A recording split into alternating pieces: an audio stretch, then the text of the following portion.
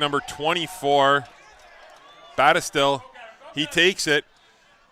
And outstanding coverage by the Sabercats as they bring him down inside the 10-yard line, led by number 38, Ren Levesque. And that looked like it was Owen Kenny with that return.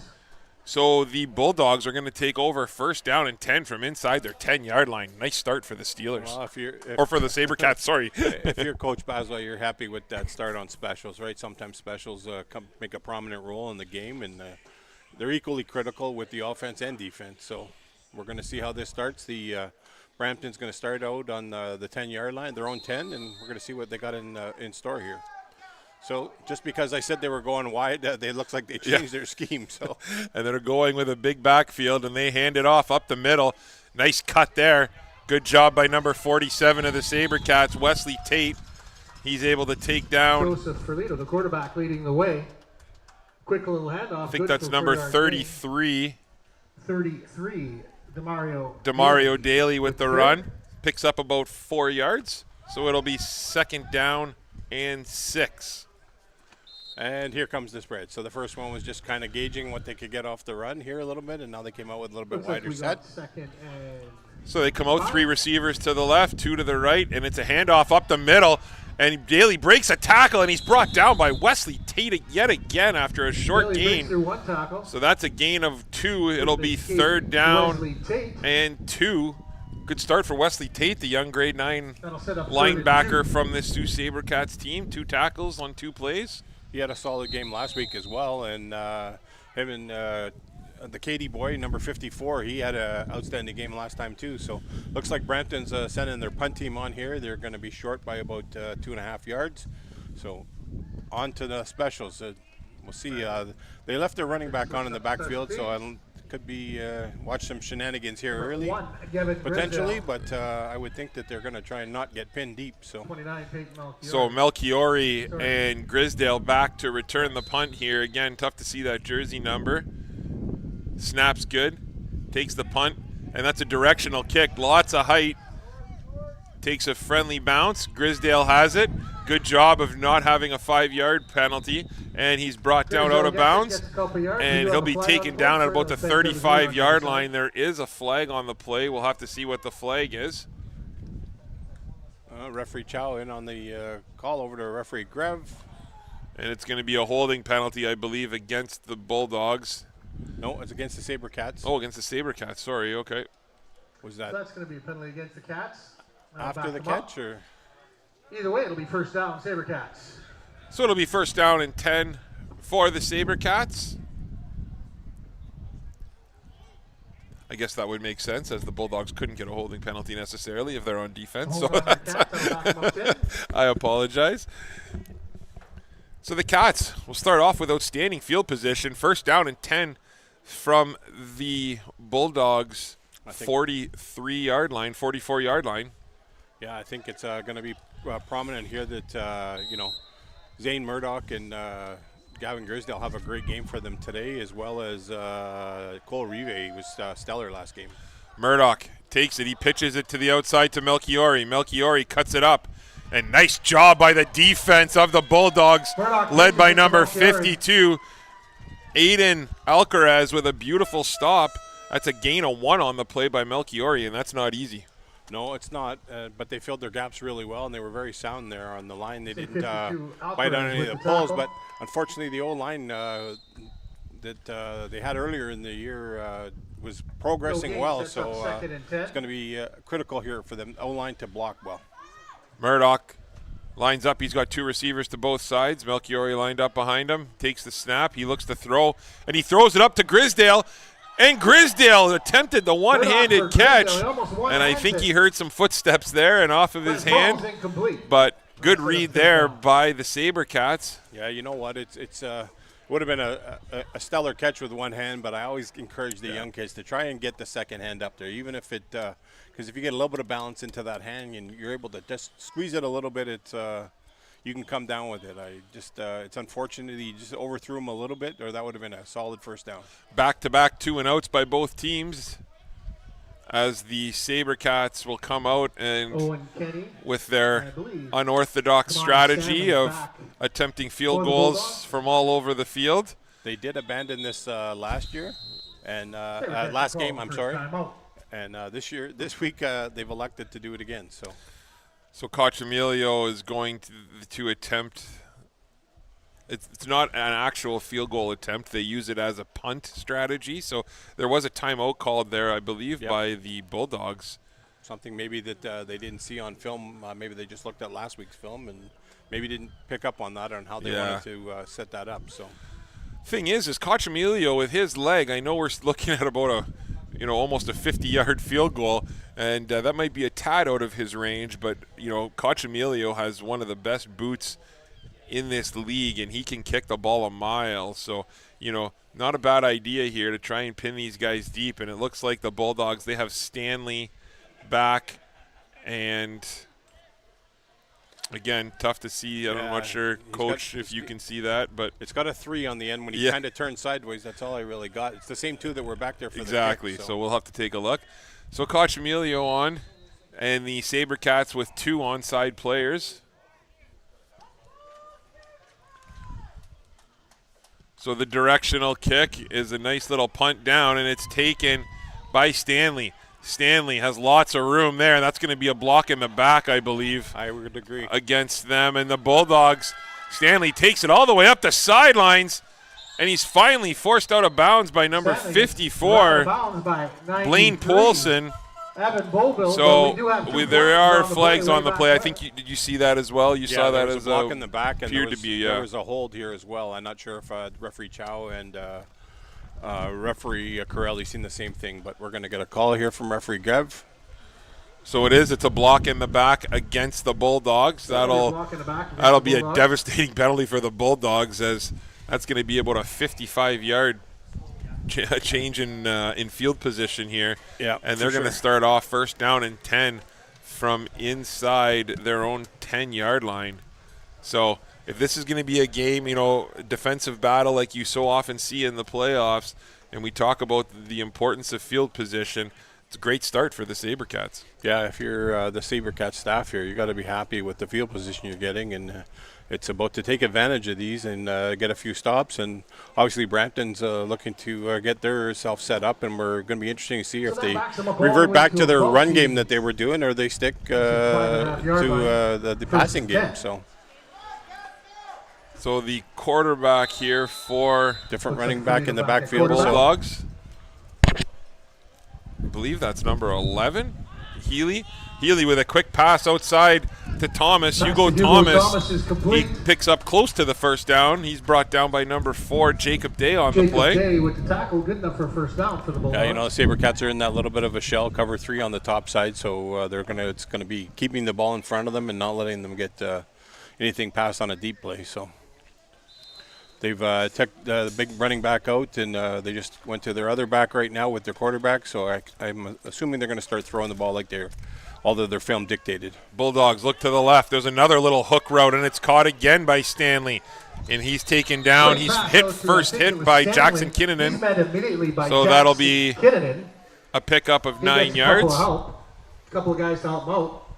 And that looks like, again, it's still hard to see. I can't tell if that's number 11 or number 13. So at quarterback, it looks like maybe 13. I think it's 13 because 11's right there. Sounds good. So that's Joseph Ferlito with a nice little throw and pass there. You can see that's back-to-back little hook routes that they've run, just trying to find the weak spot in the zone. Yeah, they're going to have to be careful, though. Lajanen Boy is great at diagnosing stuff like that, and he's going to jump in on one of those soon. There's some motion to the right, and they just hand it off up the middle and a big bruising back. Good hard as I believe that's Carson Pedri with the run. And he picks up enough for the first down. Yeah, Brampton's got some nice offense starting to roll here, and they're flipping the backs out again. So they're doing a good job of blending a little bit of the run and with just some small passes, and trying to set up on maybe what they see the potential weaknesses in the Sabercat defense. So Ferlito, 3 receivers to his right, 2 to his left. He hands it right up the middle again, and a good, powerful run yet again. Picks up about 5 or 6 yards. does Daly. Quick little handoff. Looks He like goes right up the middle. looks Good like they're hard going to run. give him almost 7 yards on the Met by number play. 11, Aiden Wanch. You know what, Coach, I'm watching here, and their receivers are extremely close to being offside when they're running the plays, and that's something that could play into this game in a little while. But that was extremely close to being offside at the snap. Yeah. Aiden Wanch with the tackle. So here comes Ferlito again. He's got 4 receivers to his right. Single coverage on the left side. They look. There is the flag like you talked about. Another run right up the middle. And Daly falls forward for a gain of about 10 on the play, but we'll have to see what the flag is. Like you called, Coach, you said they were pretty close a few times, so we'll see what the officials are going to call here. Big call here, you know, first down and 10 at almost midfield, or we replay second down and it's second down and 9. False start. So it is a false start, like you said. Yep. It's going to back them up 10, so 5, on the false start. Should just back them up 5. It's going to back them up 5 yards. Oh, right. Sorry, my bad. No, it's all good. So we're going to replay second down. It'll be second down and 9 for the Bulldogs. The Bulldogs had a pretty good record this season, finished 6th in the West with a 5-3 record, which is, you know, you think about that. I'm not sure if that's a misprint or not, but it says 6th in the West with a 5-3 record. So no, there was a bunch of them all very similar records, and there was a tiebreaker formula from what I understand as well. So. That's kind of crazy how you could be 5-3 and finish 6th, right? So that just goes to show the depth of that conference. As Ferlito takes the handoff, he looks to his left. He throws it up on the little corner route, and it's incomplete. Intended for number 14, Tegan LaRose. So it'll be third down and 9 for the Bulldogs. Yeah, Jacob Day was all over that coverage. He almost got his hands on the ball and came down with that. So nice pressure there by the defensive line as well of the Sabercats. That was led by it looked like Tyler Cady actually had a little bit of the pressure on that play. Yeah, the line definitely got home. Looked like they ran a little stunt on the interior, and they were able to create that pass a little sooner than what. And they did have a lot of traffic on that far side. So I believe that's Grisdale back to return for the Cats. Snap's good. That's a nice kick. Grisdale grabs it off of his fingertips right at midfield, and he takes it to the right side, and he's finally taken down. There's 2 flags on the play. Looked like number 47, Noah Rodney, on the play. Well, I'm going to go with a potential hold, but that's what I thought I saw over there. So it is a holding call against the Sabercats. So that'll be a 10-yard penalty, and the Sabercats will take over first down and 10 from their own, or from midfield. That looks like it'll start right on the 55-yard line. Yeah, it's unfortunate. They got Grisdale had a nothing crazy for a return, but definitely momentum progress. He had about 8 or 9 yards there, and they would have much rather the ball there. But still, again, solid field position here on after a hold on down. So Murdoch lines up. He's got 2 receivers to his right, 2 to his left. Murdoch takes the snap, and the snap goes right through his hands, and it falls, and it's still on the ground, and it's picked up by number 52 of the Bulldogs, Aiden Alcaraz. I don't think the announcer here said bad snap. That snap went right through his hands. It appeared from up here. Number 52 comes up with so that's a massive turnover. Yeah, they did have Aiden Wanch had a little bit of snap problems last week as well, and you know what? Just like you said, he had his hands on it, but it wasn't even sure that Murdoch was ready for the ball. Yeah. So I'm not sure his cadence got jumped early there, or he snapped the ball without them being ready. But this is a significant turnover for the Brampton team, and they're looking they're in great shape here on the 33-yard line. Yeah, games like this, you can't afford little errors like that, right? Though they could be the difference in the game. And we'll see if the Bulldogs can capitalize. There's a quick little screen pass to the outside, a little hook and ladder almost, and it works to number 5, Israel Goldburn, with a nice little run there. Or sorry, is that number 5 or 6? Yeah, that is number 5. Okay, so we got that right. So Goldburn with a little razzle-dazzle play there by the Bulldogs early on. Yeah, that was a definite hook and ladder. They set that up. So executed extremely well. Nice job by Katie and Fuselli to make that tackle. So we'll see what the First and 10 from about the 22-yard line. Might be an issue here of a player bleeding a little bit as Tyler Cady runs off. So, Coach Baz, you've been around football for a long time, number of years, really well respected in the community for your knowledge of the game. I know you follow this Sabercats team extremely closely. Just talk about a couple players on this Sabercats team who really have caught your eye so far this year, and you know, who they need to rely on today.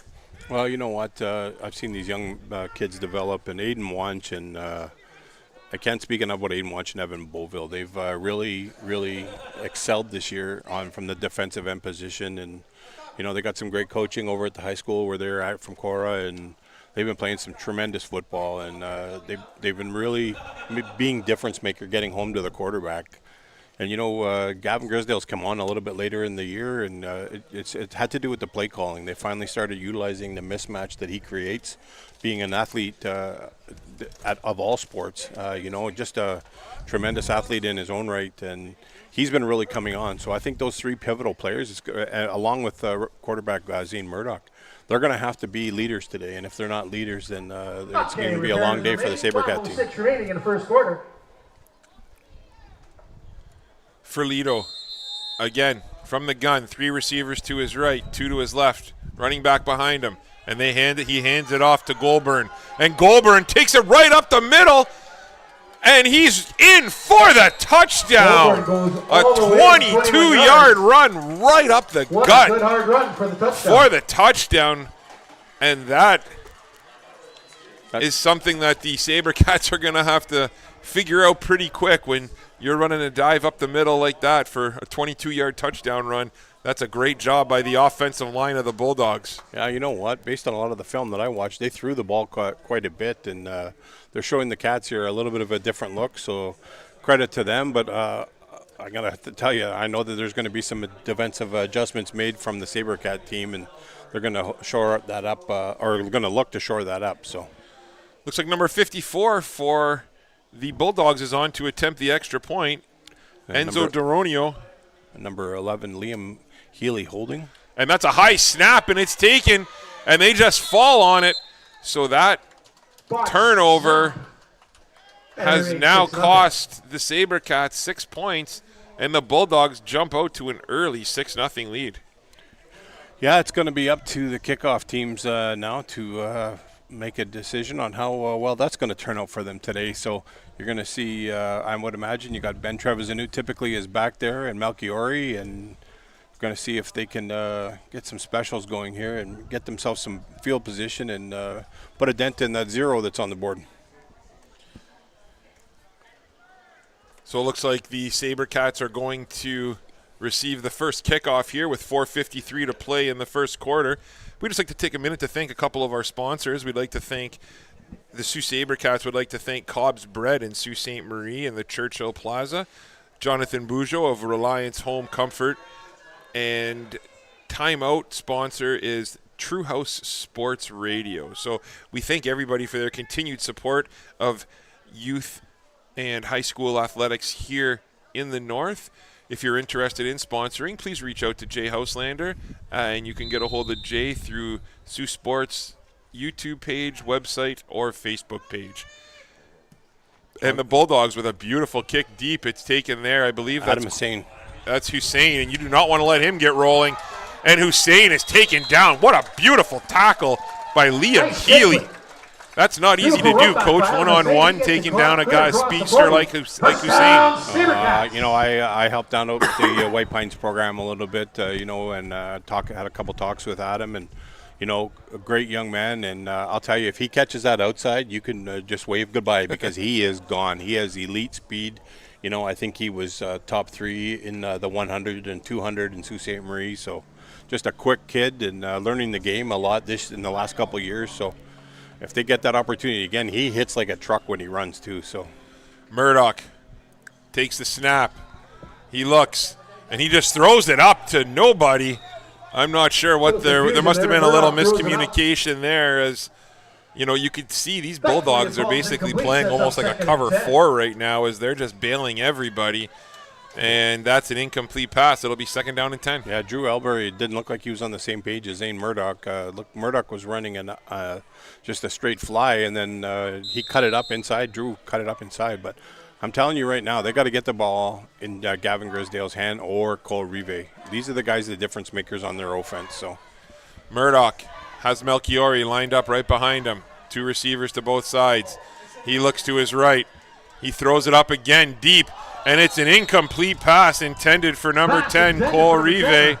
Nice coverage on the play by the Bulldogs yet again, as there was double coverage there. So it'll be 3rd down and long again. The Sabercats offense really struggling early on. Yeah, you know what, a little bit of adrenaline, a little bit of nerves.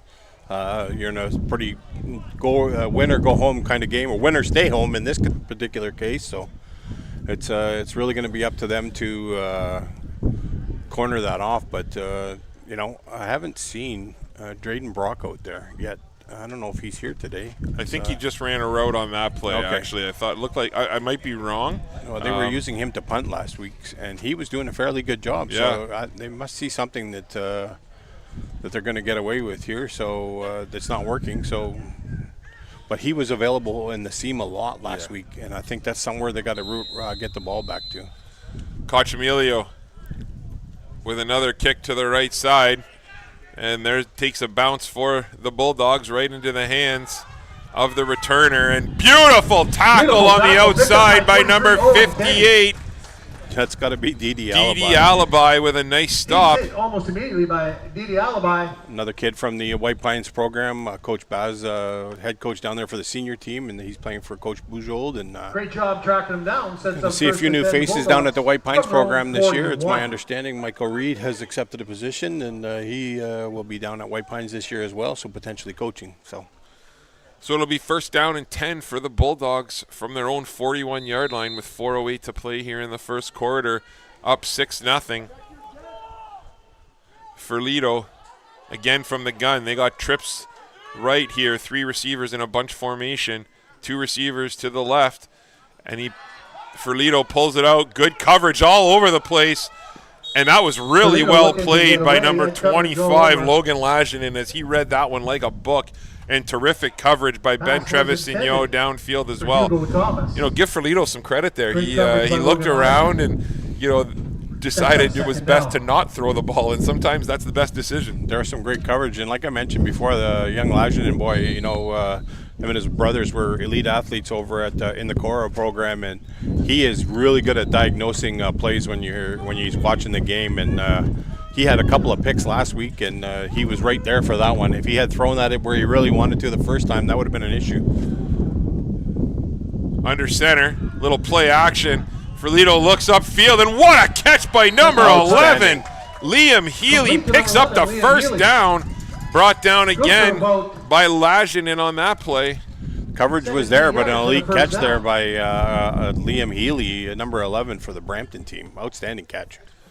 Yeah, this Bulldogs team, after being stymied on their very first drive of the game, everything has gone their way so far. As Ferlito, again from the gun, he looks, and he's got Healy on the corner route, and it's caught yet again. Healy runs the flag route. And another beautiful throw. This Bulldogs team is just doing whatever they want right now, Ray. Yeah, they are, and credit to their defensive tackles, because they're not allowing the the ends for the Sabercat team to get there. But there's a little bit of a hold going on here on the right-hand side, so look to that for potentially get called in down the line here. Ferlito again, out of the gun. He looks to his left. Off the mark there, pass intended for Andrew McGinnis on the outside. 1:56 to play. It'll be 2nd down and 10 from the Bulldogs' 30-yard line. Yeah, you know what? I can't stress enough that Aiden Wunsch and Evan Bolwell got to get to the quarterback here. When they put pressure on, it creates a whole opportunity for the defense on the Sabercat team. But credit to the O-line. They're doing a fantastic job blocking here. Ferlito takes it. There's a flag on the play. Ferlito moves To his left, he had a receiver wide open deep, Looks like number 12, but there is a Brampton flag hit on the target. play, so it'll be a Flag on the holding play call at the 40-yard against That's going to be a hold against the Bulldogs. the Bulldogs. Almost And like I now just said that. Bob. Yeah. Yeah, exactly. It's almost like I got a mic down to the field. So that'll be a 10-yard penalty. So interesting decision here for the Sabercats. Either third down and 10 or second down and 20. They are going to decline the penalty. I'm just not sure about the kicking game here of the Bulldogs. If they have a decent kicker, thought they might try and make it a little more difficult for a field goal attempt, but we'll see what they decide to do. You know what? Me personally, and I have a different philosophy than Coach Bazwa down there in the field. I would have moved them back another 10, and I know it's a 3-down game, but field position is everything. Back down 10, and if you your team can get a thing here, and now you're going to try and catch the ball here at the goal line and try and make a play, but especially kicking into the wind, right? There is a little bit of a wind here, and there's a nice boot by the Bulldogs, and it's taken by Grisdale, and Grisdale tries to get to the outside, and he can't do it. Terrific contain, but to your point, Coach Baz, there you go, right? Yeah, and now the Sabercats, who have struggled to move the ball offensively, will take over first down and 10 from their own 6-yard line. Yeah, it's going to be interesting what they're going to have calling here on the for who's calling the offense here today. Coach Robinson, right?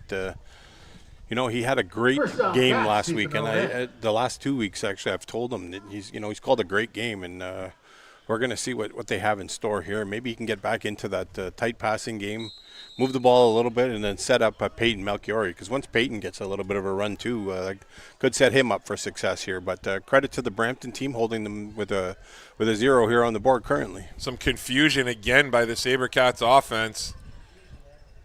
Looks like they're going to go quads right on the play. Grisdale. And they run a little hitch pass to the outside to Cole Rive. And Rive's taken down. There's a flag throwing, 2 flags throwing on the play. We got 2 flags down, though. I got to think that there's a hold somewhere again. So we'll see what the call is. The back judge. Number 7, Coyote. 4, the tackle. So we'll see what the call is. It looks like they are walking backwards, so it is a holding penalty against the Sabercats. It'll be half the distance marker. Yeah, so we'll likely replay first down, and it will be first down and 13-ish. Yeah, they got to go half if they're on the 6, I believe half of 6 is 3, so yeah, you can still do some basic math. My mic's crackling a lot in my headset. So the Sabercats, first down and 13. Come out.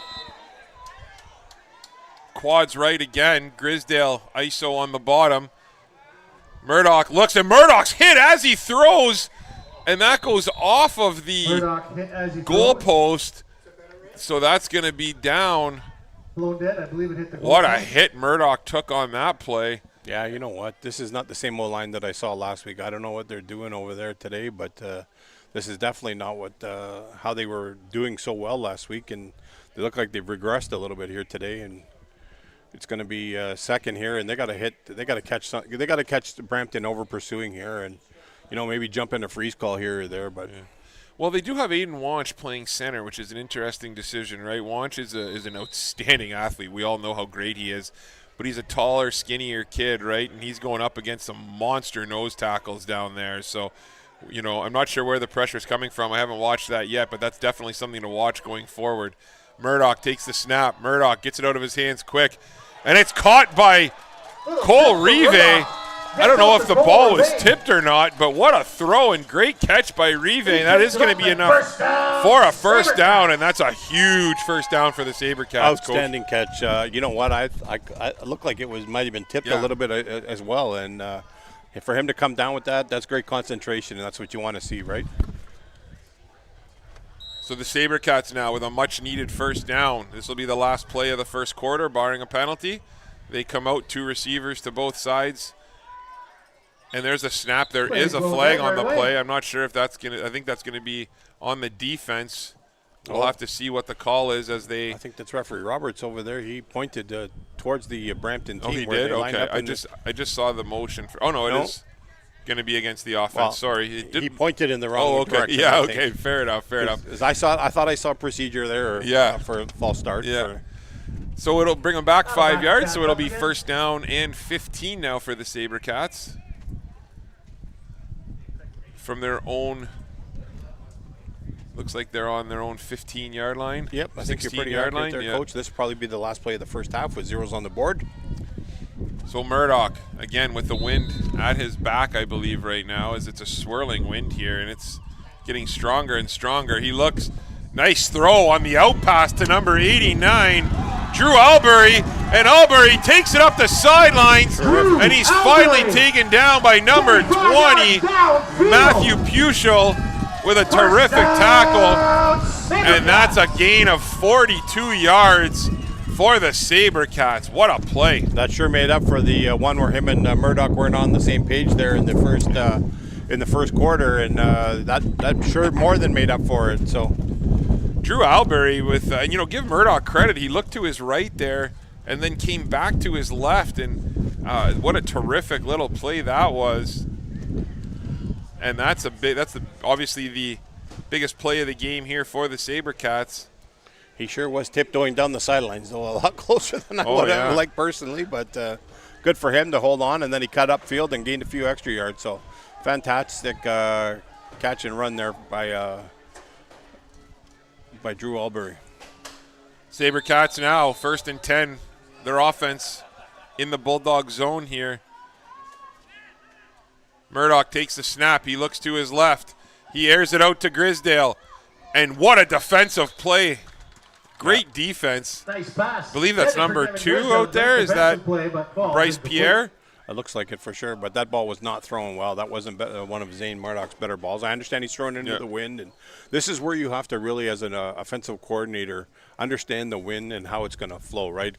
Coach Robinson Wright, being a former quarterback, really understands that part of the game. So if I'm him, I'm hitting the low stuff, right? You're getting the 10 and outs. They're playing a cover 1 over the top right now, and that is pivotal for those little 10 and outs, right? Murdoch takes it in. Melchiori drops the snap. Drops the toss, and it's recovered by number 95.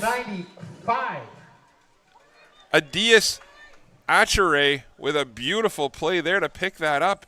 And again, Coach, it's just mistakes by this offense. Yeah, they're shooting themselves in the foot here. Looks like he comes up with the ball. I don't know. The coaching staff's over there going to get his offense back together and say, hey, look, let's regroup. It's early yet. You're only down like 1 score.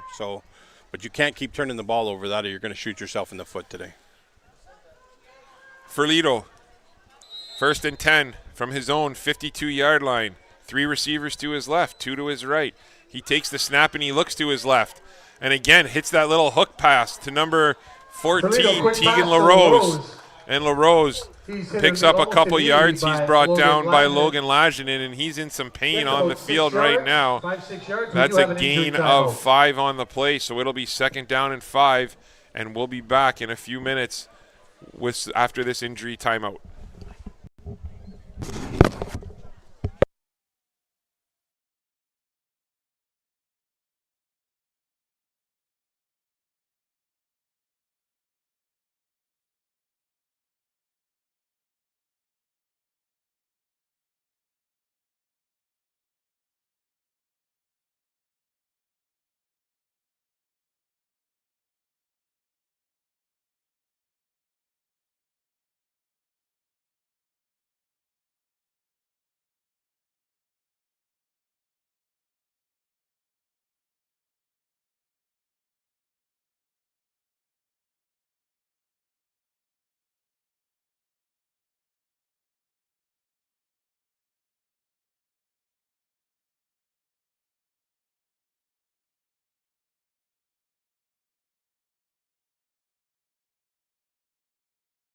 Mouthguard warning. So it is a 1st down for the Sabercats, just back 10 yards. So that'll be the first mouthguard warning. And the Sabercats are going to take over 1st and 10 from their own 22-yard line. Well, we're going to see if they can settle those early game nerves here and just get back into a flow. And this has got to come on the offensive coordinator's shoes here. seems to be veering apart. Maybe they've seen something in film this week, and that's what they're trying to predicate on, what they're calling. But I think they got to get back into playing Sabercat offense. And, run the ball a little bit, set the run up, set the pass up. And well, Peyton Melchiori is an absolute weapon for this team, right? And we haven't really seen him get moving so far yet. So, look for him to kind of get involved a little bit. They are coming out in a 4-man line. They're running a 4-4 stack here, defense, it looks like. So there he is right there as Melchior. Is that Melchiori? No, that's Cochamilio. Cochamilio with a nice little run up the middle. Spins around, finally taking he got out about 9 there. 30. Yeah, gain of 9 on the play, so it'll be 2nd down and 1. Had a little stutter step there at the end and ended up coming down with it. So it'll be 2nd down and 1 for the Sabercats. And just as I said, that they go ahead and run the ball, right? Yeah. And that's kind of been the staple of their offense. Getting the running backs rolling, and with 1 yard here, we're going to see what they got. Murdoch from the gun. He takes the snap. He hands it up the middle to Melchiori. There is a flag on the play, and Melchiori picks up about 15 yards. Cats were offside. With a beautiful run. We'll see what the call is. Cats were offside. They were over the line before the ball was snapped. So that would be a 5-yard penalty. Oh, it looks like, offside on the Sabercats, as you said. Yeah, he ran across the line. He was way over the line before the ball was snapped. So we'll push that back. That's a big penalty, right? You 2nd down and 1. That's not a penalty that you can take in any circumstance, right? No. So now you pushed it back to 2nd down and 6 here. And again, you look at these penalties. That's a difference of almost 20 yards in field position.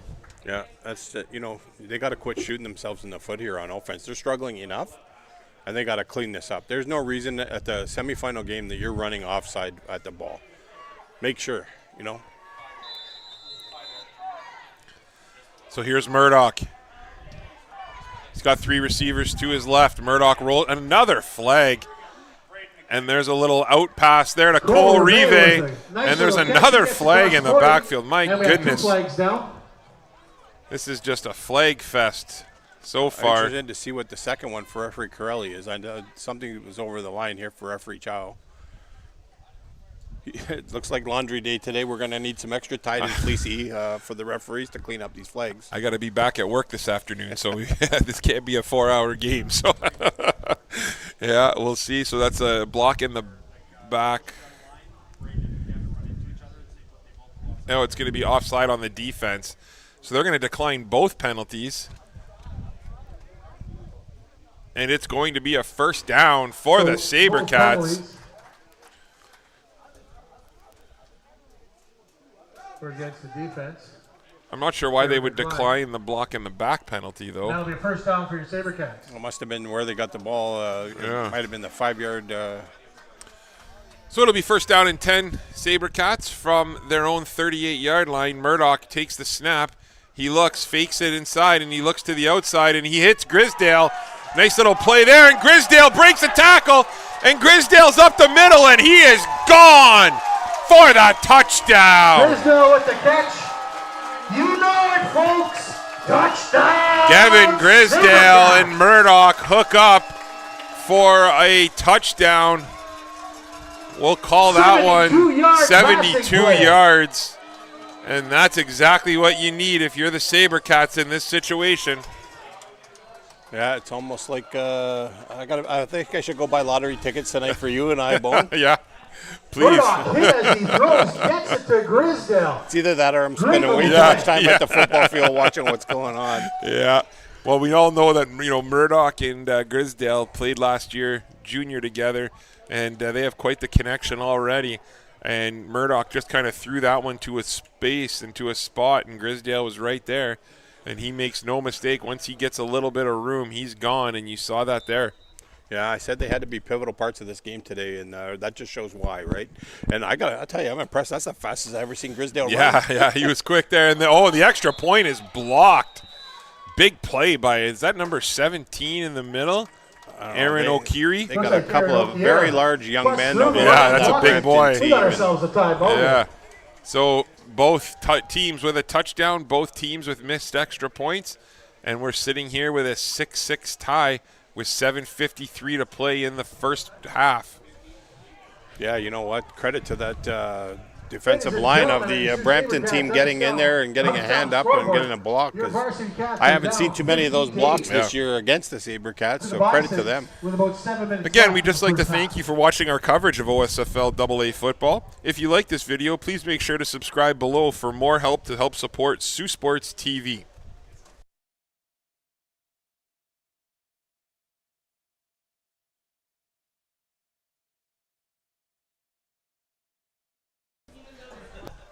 Just again, like to thank a couple of our sponsors. We'd like to thank Cobb's Bread in Sault Ste. Marie.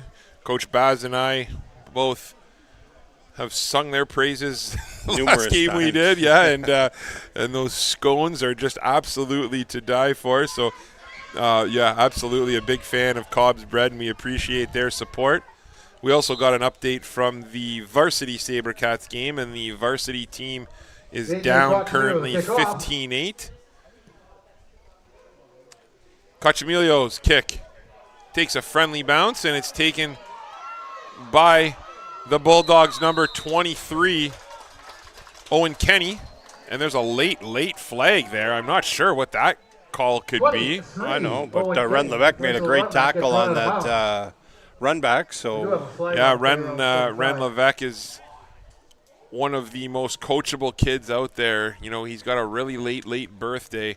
So he only was able to play 1 year of junior this year, unfortunately, and he has to go up to senior next year, which is unfortunate because, you know, he's got, I believe his birthday is December 28th, and he's a heck of a player when he has the opportunity to do it. So it looks like it's going to be rough play. Are they going to call a late hit on that?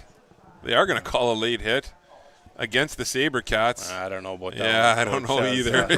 That's a little tic-tacky in my opinion. Yeah. First and 10 Bulldogs. But that's what the referees are getting paid for down there. Right. That's why you and I are up here looking good. Yeah.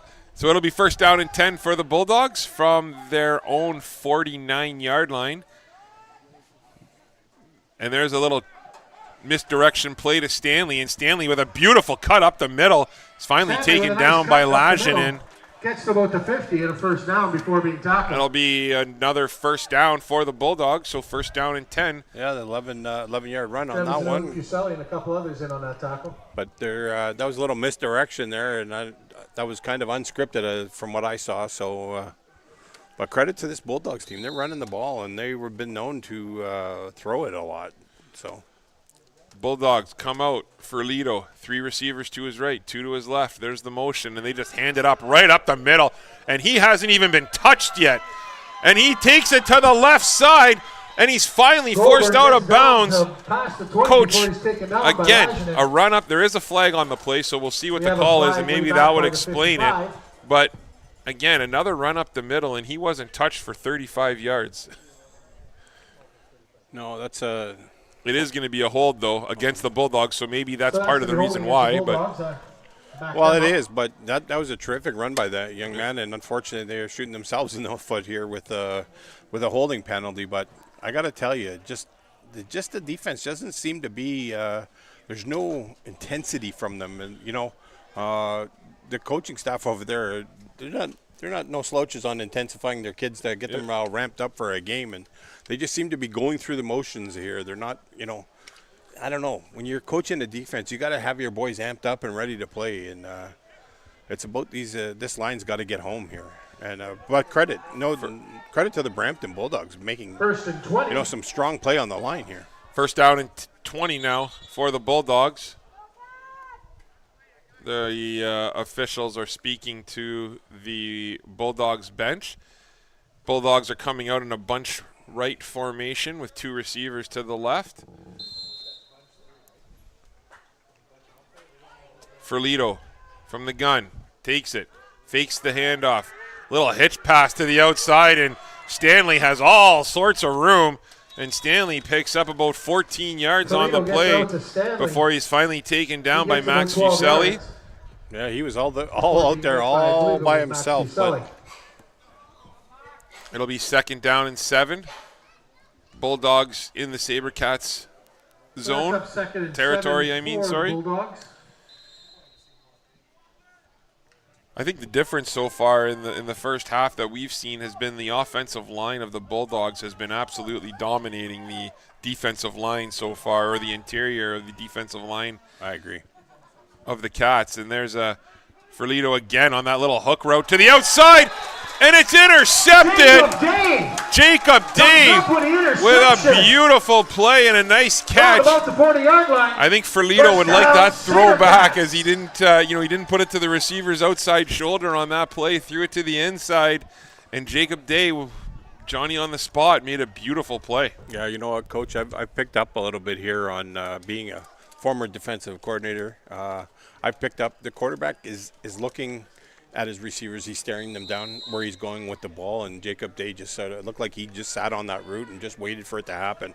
When I've watched, when he's not throwing one way, he's just looks the other way. He doesn't even look over this way, so maybe something that they picked up on.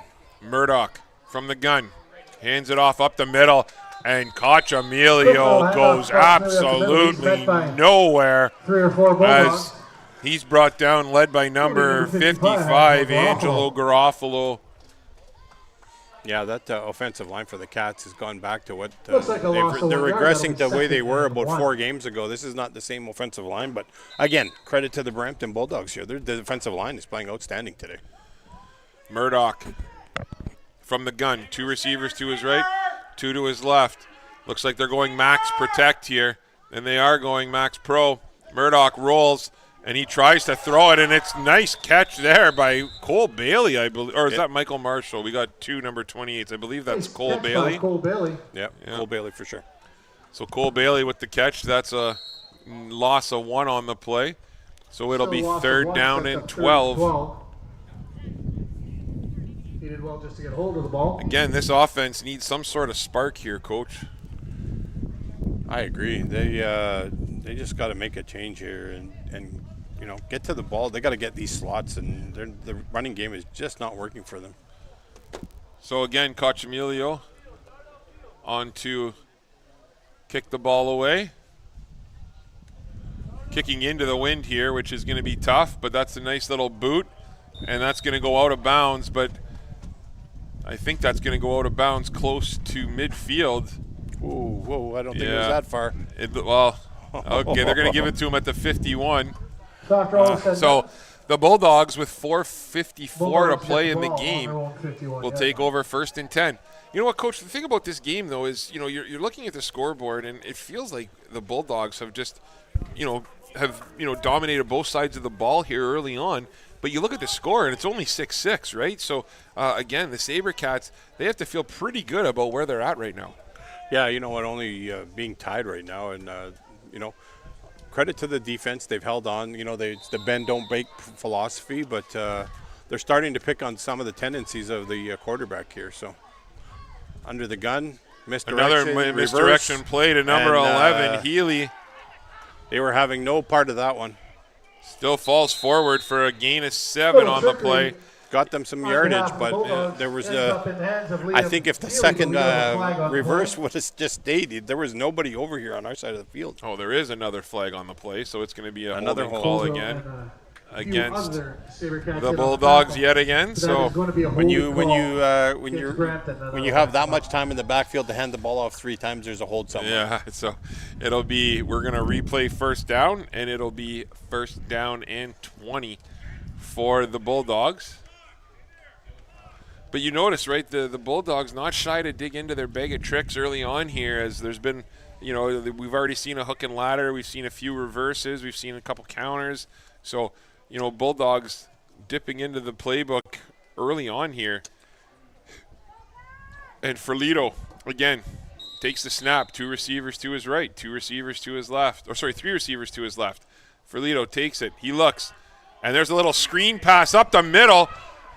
And that's well read by the Sabercats. Short gain on the play will give him a gain of 5 or 6 on the play. Brought down by number 32, Max Clement. Yeah, he almost didn't get that away, and credit to him for setting that up. And it was a nice play call, I got to be honest. Max Clement, a longtime player in Sioux Minor football from the Clement family. They had kids in our league for almost 20 years, and Max was the last of them, so nice to see him out here competing. There's the snap. He looks. And there's an out pass, and Jacob Day reads it beautifully. Nice read by Jacob Day, but beautiful. Oh, I catch. almost thought he came down with that one, but nice play had a again hand by on it. Hugo Hold Thomas. on Yeah. to it. Yeah, Hugo Thomas made a great grab there and held on to the ball, and Jacob was right there reading that. So, Jacob's part of the White Pines program. I think pretty sure he's Good going for up to about senior this year, 7 and yards. he'll be one of the cornerbacks for Coach Baswa at the White Pines school this year. With the stop So it'll be by third Day, down that'll and set up 10 third and 10. for the Bulldogs, sorry. Back for the Cats to return is Ben Trevisigno, number 18, and number 1, Gavin Grisdale. Trevisigno, I've coached him in Sioux Minor football, and Super kid, eh? He'll go down as one of my all-time. I mean, I've been in that league now for 22 years, so I have a whole bunch of favorites. Yep. But Trevisigno is one of those kids that he'll do anything. Yes, coach, no coach. One of those kids that every coach loves to have on his team. A lot of good. Can't say enough good things about Ben. Yeah, no, great kid for the Superior Heights team here. Oh, and that's a high snap. Holy holding! And it's taken there by Doreno, and he's finally taken down, and that's a huge play and a big break by the Sabercats. Sabercats are going to take over first down and 10 The snap is from well the over the head of 30-yard Enzo line. Denario. Wow, I don't know how referee Chow didn't He's see that eventually one. He taken was down holding him somewhere the around his whole own way 30 down. for the first It down was for the almost a horse Sabercats. collar. He had his Yeah. hand inside his jersey. Yeah. So it'll be first down and 10 for the Sabercats. Outstanding field position here. Oh yeah, you got to be Massive wanting, opportunity. You got to want to score here and get some points on the board. This is pivotal. You can get into the half with a lead. That's something, that's real and critical right now with this defensive struggle going on. Murdoch looks left, throws it right. And what a defensive Murdoch play. looks That like is they're played all down perfectly. Yeah, that was textbook defense there by, was it number 5 potentially? Looks like number 5. Israel Goulburn. Bryce Prieur with the I knew you'd appreciate that one, defensive Coach. play. So that was, you know what? Second and 10. That was textbook defense. He had the receiver on his back, and he was inside position, hand up, making the play. Terrific. Well done. Also, Murdoch there, that's the confidence he has in Grisdale as he threw into triple coverage there as Grisdale was alone with 3 white jerseys all around him. Yeah, I think they got to try and catch them on this little misdirection here, and they got to get the ball to Cole Rive. He's a stellar kid too, right? So Murdoch from the gun takes the snap. He looks to his left. He goes to his right, and there's another flag. Melchiori, though, is tackled. Murdoch looks to Melchiori. He gets By across number the 8. The 25-yard line. Amon Gruel with the stop. yeah, another flag from referee Garoppolo Corelli with the back tackle. We have there. a flag way back. Interesting. I like the way Murdoch is looking off his receivers today, though, right? Like he's that was a nice little play design there by the Sabercats, and I like that execution too. They were 1 block away from that being a huge play, but it's a rough play penalty, face mask, against the Bulldogs. Against the Bulldogs. So that's a big penalty. That's a first down for the Sabercats, and that's going to be a 15-yarder. So that'll put them inside the 15-yard line. I'm not positive, but it looked like on the line play, the tackle was for the Sabercats was set, and the defensive player for Brampton got his hand in his face mask and was pushing his face mask up. So, yeah, absolutely. Great call then by the officials. So here we go. First down and 10 Sabercats. well, they got to measure this penalty off. No, that was it already? I was going to say, yeah. They were getting set way too early. Yeah, Yeah. they knocked the penalty off. That's a 15-yard variety, so that's going to put the Sabercats in great position. Yeah, that's here going to with, put them down to the 8-yard line, it looks like. With 2:56 to play here in the second quarter. So that backs the Murdoch, ball 3 up. receivers to his right, 2 to his left. Both running backs motion out. He's got Melchiori on the little out, and if he was able to connect with that one, then Melchiori would have walked into the end zone. Yeah, That might have slipped out of his hand or something, Coach. Yeah. I'm not sure where Melchiori's kind of route went there. Had he widened that out a little bit, and he should have been turning to see the ball, not running to the wide side with his back to the ball here. But 3-minute warning right now, and see what Coach Robinson Wright has got dialed up here. I guess he's going to have a timeout called. Yeah, there's a I'm little not bit. sure who called the timeout, but.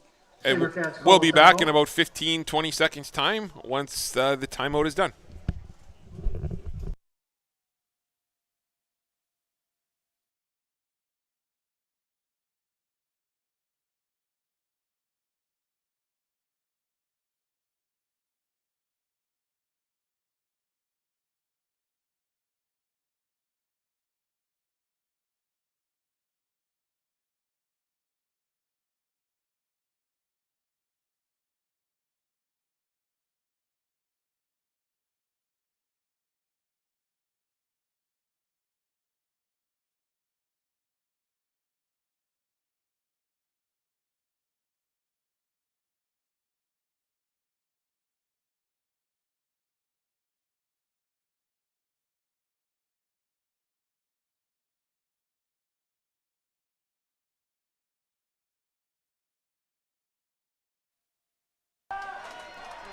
So the Sabercats,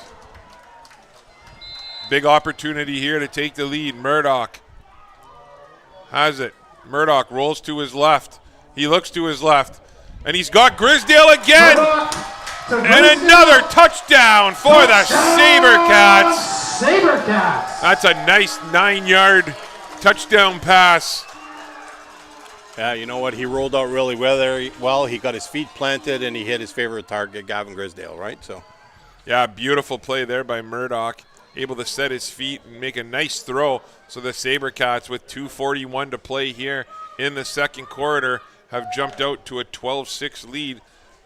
Opportunity to extend it to 7 here, but we haven't seen an extra point good quite yet here today. So no, we've only seen a couple of tries. So this is the third, and they're 0 for 2 so far, so even up the odds. And like we say, Cochamilio is an outstanding kicker, so the hold is down, and the kick is wide. Is that the announcer's curse? I don't know. My goodness, I don't think I've seen Cochamilio miss an extra point in his career. Wow, that's going to sting, but they did get the touchdown here with 2 minutes and 41 seconds to go in this first half, and it's going to be up to Brampton to see if they can get their offense back in gear. They haven't really showed us too much as far as depth, long passes, which I kind of expected from them, but you know, credit to the Sabercat team and Coach Baswell with his defensive game plan. I know there was a lot of film being watched by the defensive coaches over there, and they seemed to be ready for the offense that Brampton's currently using. They weren't at the start, but seems, you know, nerves, they settled in, and now they're here, and they got a 6-point lead with 2:40 to go. Well, flags, I think, have been the difference so far here for the Bulldogs. I mean, the Bulldogs' offensive line has just been dominant so far today, and every time they've run the ball, they've been picking up big yards. The issue has been the flags, right? They've few holding penalties mixed in there, and then it forces them to go to the pass. So look for them to try and clean that up and reestablish the run here for the rest of the game, as that's offside by a mile by the Sabercats, and there's no call there. So the Bulldogs take it, and nice tackle by number 80, Brady Stevens, with a nice stop on the play. But my goodness, the Sabercats were about 2.5 yards offside on that kickoff. So break there for the Sabercats. Yeah, because that could have been another or a re-kick potential. Listen, I don't mind. You know, it's close on that one, on those ones, right? But that one was, yeah, he was off by a few yards there. So either way, the Bulldogs will take over 1st down and 10 from their own 28-yard line, it looks like, with 2:33 to play. Bulldogs come out. Quads right. 2.5 remaining in the half. Ferlito takes the snap again, just over to his right. He looks over the middle, and it's almost intercepted by Travis Signeau off of his hands. Looking downfield, Ferlito's looking for Gruel. Travis Signeau has it in and out of his hands, and it falls incomplete. Yeah, he had his man open there, but he overthrew him and off the hands of Ben. Well, Ben was in a great position there to make a play on the ball, so credit to him as well. Oh, yeah. I mean, that was a tough catch, right? He's playing the ball. He's playing the receiver there, and had he caught that, he would have taken a shot, that's for sure. So Ferlito, again, lines up, quads right. Isolation on the backside, and he looks that way. And he finds Thomas, and Thomas tries to cut it up the middle, and that's extremely well played by Wesley Tate, the grade 9 linebacker, like we mentioned earlier. Wesley Tate is an outstanding football player from St. Mary's College. You know, he's got a bright future in the game. I've coached him in Sioux Minor, and I had the pleasure to coach him last year too. He's a smart, tough kid, so nice to see Wes out here making some plays. It looks like Brampton's going to go for it here, so this could be another pivotal point here for them. Third down. If they don't make this, this is going to put the Sabercats in great position. But you got to look for another quick hitter here or a run to number 5, Israel Goldberg. 3rd down and 5. We'll see if they're actually going to do it. And they do snap the ball. And he looks to the outside, and he throws it up. And it's caught. What a catch by Hugo Thomas over top of Jacob Day. My goodness. 35 yards. Beautiful catch. Fantastic catch. That young man's got a great set of hands on him. But when you're going to throw a bomb like that, you want to make sure you're coming down with it, and because that could have been really pivotal right now. But credit to the offensive line for making the plays. And gutsy play call there by head coach Chris States, and it pays off for the Bulldogs. Ferlito in the gun, looks to his left. Ferlito tucks it, and he's got all sorts of room up the middle, and he slides down. That's going to be close to a first down. We'll see where the spot is. Oh, that's a pretty generous slide. Yeah. That slide definitely started at the 38-yard line, and they gave him an extra. So it'll be. And good enough for. Are they going to give it to him? I don't. For first down. They are going to give it to him. So first down and 10 for the Bulldogs. That's supposed to happen where he starts the slide, not where he finishes the slide after being touched. So with 1:51 to go, the clock's ticking. Ferlito lines up in the gun. 3 receivers to his left, 2 to his right. He's got Goldburn lined up behind him. Ferlito takes it. He looks. Another nice throw to Hugo Thomas again. And Thomas, another 6-7 yard gain. Jacob Day. Oh, maybe Austin 8. Rolfe. The one thing we've seen today or haven't seen that we have seen in the past is, like you mentioned, Coach, you know, those DNs need to get some pressure. And Beauville and Wanch have both not had, you know, not provided a whole lot of pressure here early on for this team. No, definitely not. Goldburn with a run up the middle, and what a stop by number 69, Logan Frost. Logan Frost. Yeah, Logan Frost. That's right up through the middle there and made a great play. With a tackle for That's a huge play. Loss. You know, we talked about how the D tackles were having a tough go early on, and Frost just came in and blew that play up. Outstanding job. That's a late substitution here, here we go. By the Bulldogs. This was the big running back that they utilized in the the first half here. So number 33 for the Brampton Bulldogs, Demario Daly. I'm betting their money they're going to hand the ball to him right now. No, they don't. They put him in, and there's a pass to the outside again. And is that Thomas yet again? I believe Jackson so. Kidder Hugo Thomas, I believe. Nope. Yeah, it is. Yeah. Yep. Hugo Thomas Hugo Thomas on the far side is having a drive here. This is turning into the Grisdale Thomas show if this continues. So yeah, Joseph Fertito is throwing some great balls here. And this is what the offense was that I saw on film, and this is what I expected out of them. But Ferlito, again, this time he hands it off up the middle, and he's completely untouched. And he's in for the touchdown. Demario Daly, untouched from the 14-yard line, right up the gut. Again, the Bulldogs have something there that, you know, looked for them to keep trying to going for 2, looks like. Isolate here as we go. They're going for 2. Are they going to go for 2? Yeah, I think they are. Interesting decision here, but well, maybe they're on a roll. They feel like they got something, right? Yeah, the Sabercats have to prove they can stop them on this drive. Luckily, they only need 1 play. They're going to hand it off or throw it to 12. Ferlito takes it, fakes it up the middle, and Ferlito tries to get it into the hands of his receiver, but it is incomplete on the play. With 44 seconds left in the half. And we have a tie game, 12-12 with 44 seconds to go. Interesting decision there by the Bulldogs. What do you think about that play call, Coach? Well, you're on the road. You want to get momentum going into the second half, and worst case, you're tied. Best case scenario, you're up 2. And, 2 points don't happen extremely often in the game. You know, we get the odd safety here or there. But down in Brantford, your Varsity Cats are down 18-8.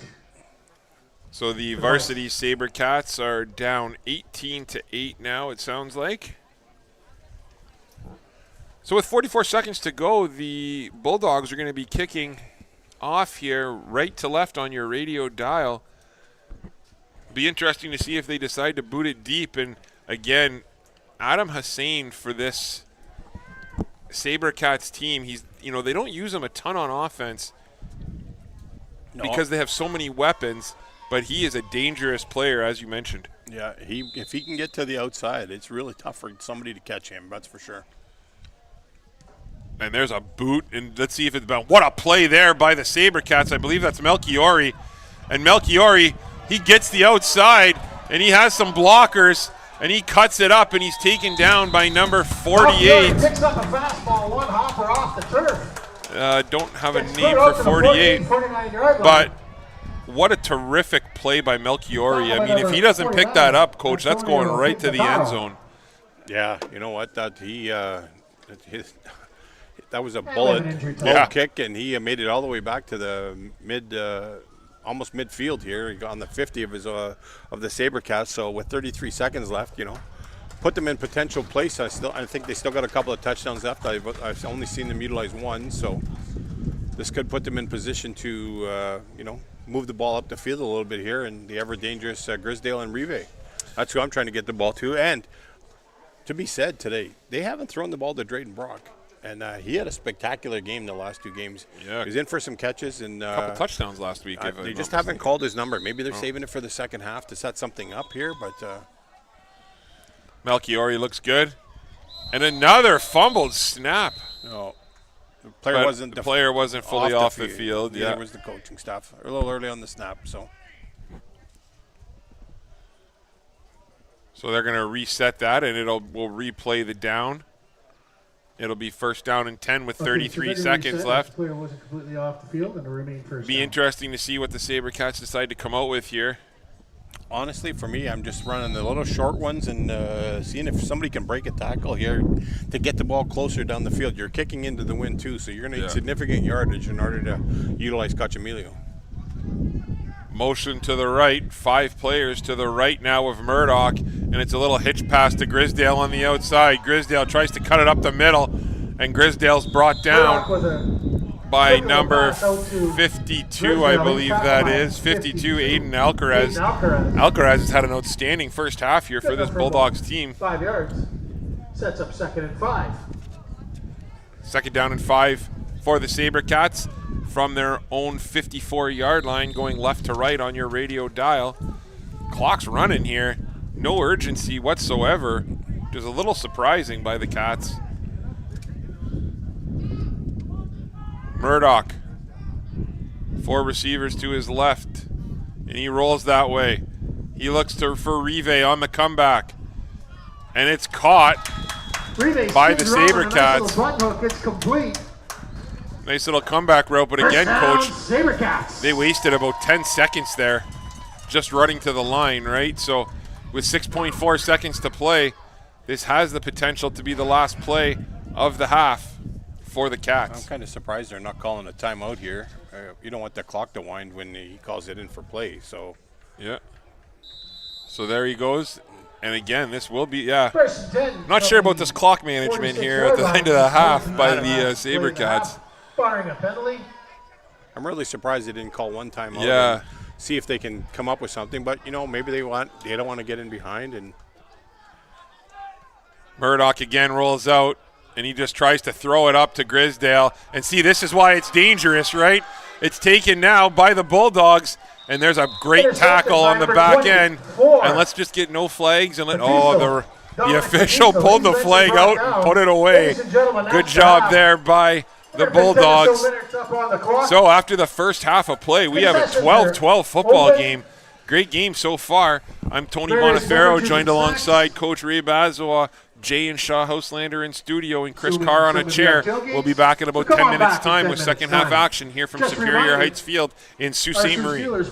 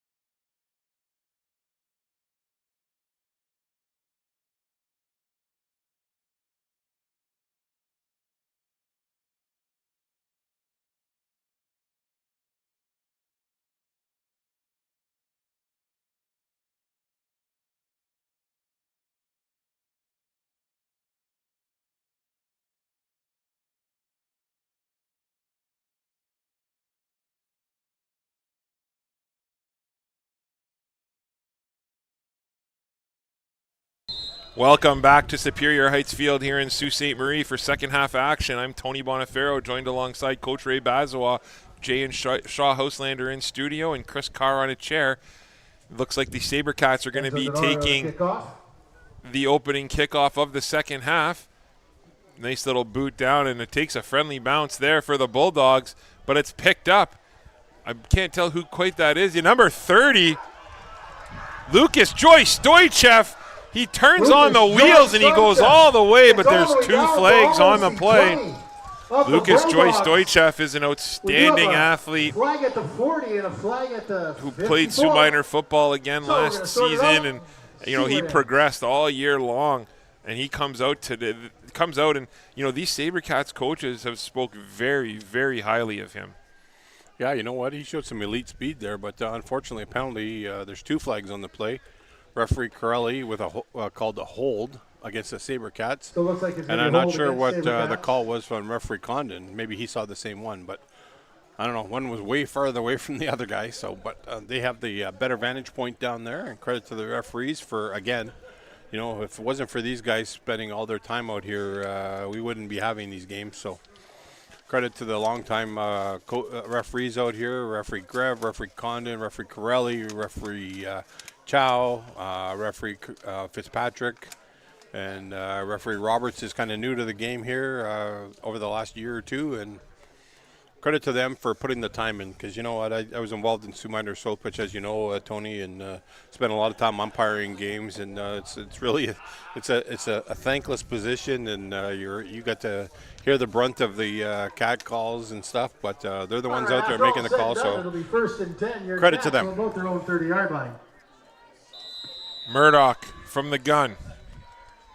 Two receivers to his left, two to his right. There's a flag on the play pre-snap. Three flags come out. Looks like that's generally in the range of offside or false start by the offense. I mean, Connell Smith got he jumped out of his position, his set position there, and they were creeping a linebacker up for a blitz, and he saw something coming, so I think that's going to move him back 5 yards. So false start on the offense. It'll be 1st down and 15 for the Sabercats. 12-12 football game here. And there was a there is a penalty against the Bulldogs. Oh. Your Cats, and it looks like a warning against the Bulldogs. Well, that was the second mouth guard infraction of the day, so that would be a penalty. Isn't that a penalty then? Yeah. Mouth guard infraction. They already had their warning, so mouth guard infraction gets them. So that's why the football will move. So the 5 gets knocked off, then the 10 gets added. So net 5-yard gain for the Sabercats. So it'll be 1st down and 5 for the Sabercats. It's not often a false start penalty works out well in your favor, but here it did.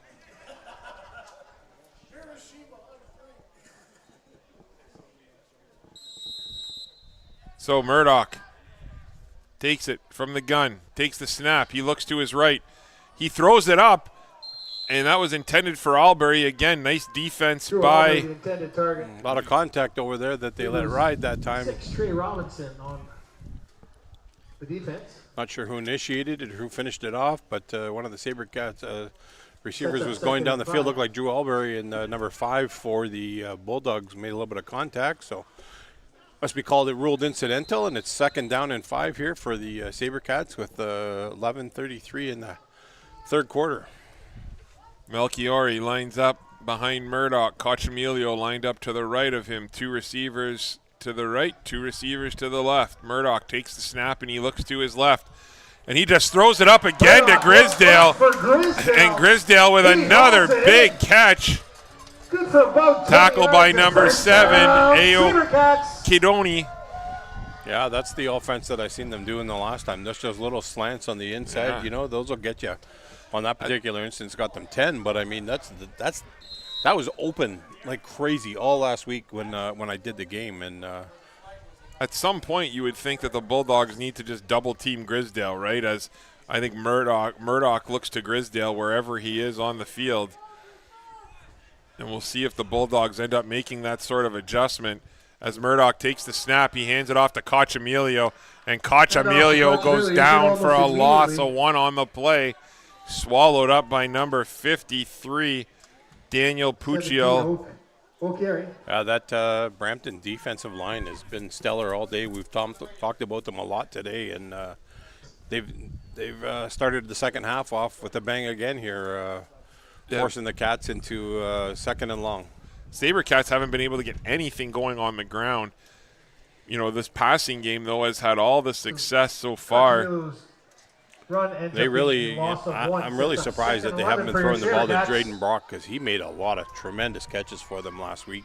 Even the week before, he had a whole bunch of them. So Murdoch takes the snap. Murdoch looks right. And what a little stutter move he puts on the defensive lineman. And Murdoch takes it up the sidelines. And he's still on his feet, and he's finally taken down. Zane Murdoch with a massive run there for about 20 yards. And what a play there by the grade 10 athlete. And again, coach, as a D-line coach or as a defensive coach, that's why you don't leave your feet if you're rushing the quarterback. 100%. You teach every kid you get on defense not to leave your feet, because stuff like that happens.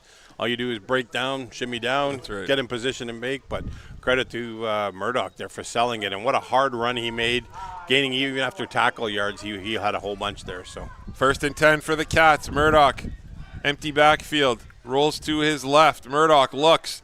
Murdoch throws it up, and there's a flag on the play. That's going to be a horse, or that should be a horse collar. Pass intended for Grisdale's picked off, but we do have a flag. We'll see what the flag is here by the back judge. Patrick might have seen somebody get pushed off of off their route there, so I'm not sure what the whole call is going to be here, but interception by Bryce Pryor, and we'll see if the call stands, or we'll see if the interception stands. Sorry. Looks like Grisdale was running his route, and it's going to be a holding penalty against the defense. So the Bulldogs are going to get a big penalty here, and that's a break for the Sabercats. So that's a hold against the defense. So that'll be a 5-yard holding penalty, or 10-yard penalty? Yep. Was holding. Defensive holding, yep. So defensive holding, that'll be 10-yard penalty. It'll be a first down for the Sabercats, and it'll be 1st and 10 from the 33-yard line of the Bulldogs. What a play that is, and a huge break for the Sabercats. Let's see if they can capitalize here. Murdoch has Cochamilio lined up to his left, 2 receivers to his right again, 2 to his left. And he looks for Grisdale. And Grisdale with a rare drop. I think he heard some footsteps there. Yeah, he definitely didn't get himself set. He was trying to brace for the hit and wasn't able to focus on the concentration and bring that catch in. That would have got him an easy 5 yards. So you don't want to go to that well too many times. I think you got to work the ball, and it's just amazing to me today why they're not throwing the ball to Drayden Brock, because he was sure-handed the last couple of games there. And you know, if they're going to start zeroing in on Grisdale catching the ball all the time, somebody else has to be open. Murdoch takes the snap. He looks to his left. Now he looks to his right again. They set up that little screen pass, and that's a holding penalty on Drayden Brock. Yep. Doesn't really matter what Melchiori does there, but that is definitely going to be a holding penalty against the Sabercats. So. Yeah. You can see that one from up here pretty good. We do say go touchdown, but we do have a flag on the play around the 20-yard line. Yeah, referee Roberts was right in on that one, and you know it's just a shame because they had another first down set up again, and back to the penalties again, shooting themselves in the foot. They have momentum, they're moving the ball, and then you go take a penalty that really wasn't necessary. Yeah, no question. I mean, Melchiori, had all sorts of room there, so. That's an easy holding penalty to call. Yeah, now it's going to be 2nd and 20. 2nd down and 20 for the Sabercats, and they'll be on their own 43-yard line. You know, the nice thing is, it is 2nd down and 20, but based on where you are on the field here, if you can pick up, 10, 11 yards, you are in a position to potentially go for it if you want to, right? Yeah, I mean, they especially have with the wind behind you right now. Yeah. So that'll back the I Cats up. really see Brampton over pursuing the Second ball, down. and I can't understand why they're not putting a The freeze call 42-yard in there line of the Bulldogs. to catch them from over pursuing. Murdoch looks to his left, and Murdoch just throws it up again to nobody. I'm not sure somebody didn't run the right route again there. Yeah, it looks like the same pass that they put in before, and again miscommunication on the play as it looked like Albury or Ren Levesque. I think it was Ren Levesque because Zane Murdoch was having a conversation with him, and he broke inside, and the ball was going outside. So the Varsity Sabercats are down 18-8 at the end of the third quarter. Varsity Cats are still down 18-8 at the end of the third quarter. So Cochemilio on for what is in essence just going to be a punt attempt. Snaps good, holds good, and the kick is beautiful. And that's going to be a single point for the Sabercats, and Cochemilio with an absolute boot there. That'll go through. And that's a huge play in a game like this as the Sabercats now jump out to a 13-12 lead. yeah, every little point from the second half here is going to be pivotal, and that one point could come down to whether you got to go for two at a certain instance in the game to go for the win, or or if you really need just a single. So. What kind of adjustments are you making, Coach, if you're the Brampton Bulldogs on offense? I don't know. At the back half of that offense, they started showing what they typically do, and they were moving the ball down the field. So they were blending the run and they were blending the pass, and their quarterback seems to be spot on today, that Joseph Ferlito, with his passes. But, for them, I would go back to what they did at the end of the second half. And if I'm Coach Bazois here right now, his defensive end, he needs more out of them. And they've been a little bit stymied today, but they got to battle through this. Ferlito under center, nice blocking on the outside. And there's a beautiful run. Oh, that could have been a horse collar, I guess, but he didn't take him down. And Stanley takes it to the outside for a 73-yard touchdown run by Kamani Stanley. What wheels on the outside. It was a great run, but I'm telling you, the referees made a miss here. Evan Beauville was being held. They had a hold of his jersey. They didn't even call it. And referee Chow was in a great position to make that call, and he chose not to. But hats off to the Bulldogs here, making an outside run, and they cashed in. That's one question I actually have that I'm going to have to ask about, right? Is it if I grab the back of your jersey up top and the player runs away, like in that circumstance, is that not a horse collar because it didn't take the player down, right? Yeah. So that's a rules question I'm going to have to ask. So I could be wrong on that. So my apologies if I did get that one wrong. But either way, absolutely beautiful run by Stanley. That's the wheels that we've heard about, and that's the wheels that we've seen on tape. And there he goes, and that's a massive, massive play after a big kick by the Sabercats to take the lead. So now we have a 19-13 game in favor of the Bulldogs. Yeah, well, the Cats had to battle back and from a deficit, and now it's going to be up to them and to get against this stout Brampton defensive line, and they're up 6 points. So, a touchdown and a convert of some sort gets them the lead, and I'm sure that's something that they need to work on here, obviously, and kickoff's going to be pivotal to the field position, and you see they've got Adam Massane back there again, so maybe looking for a little bit of a spark to see if they can get him the ball and break a run down the field. Yeah, the one thing, the Bulldogs have not really shown the ground poise to the outside, right? They've been running hard up the middle and getting some good yards. That's the first time we've seen them kind of kick it out like that. And they go 70 yards for the touchdown. And there's Hugo Thomas again, I believe, with a kick, and it's taken by Hassan. And Hassan gets some room and he takes it out to midfield. Nice little return there, like you talked about. So the Sabercats with outstanding field position here with 7:23 to play in the third quarter, trailing by 6 points. They're going to get the ball 1st and 10 from their own 54-yard line. Yeah, you know what? Adam got that ball and made a great play, got them about 20-plus yards. And he put them in great field position here to start this series. And 7:23, got to see what they're coming up with here and if they can avoid some of these penalties that have been costing them yardage.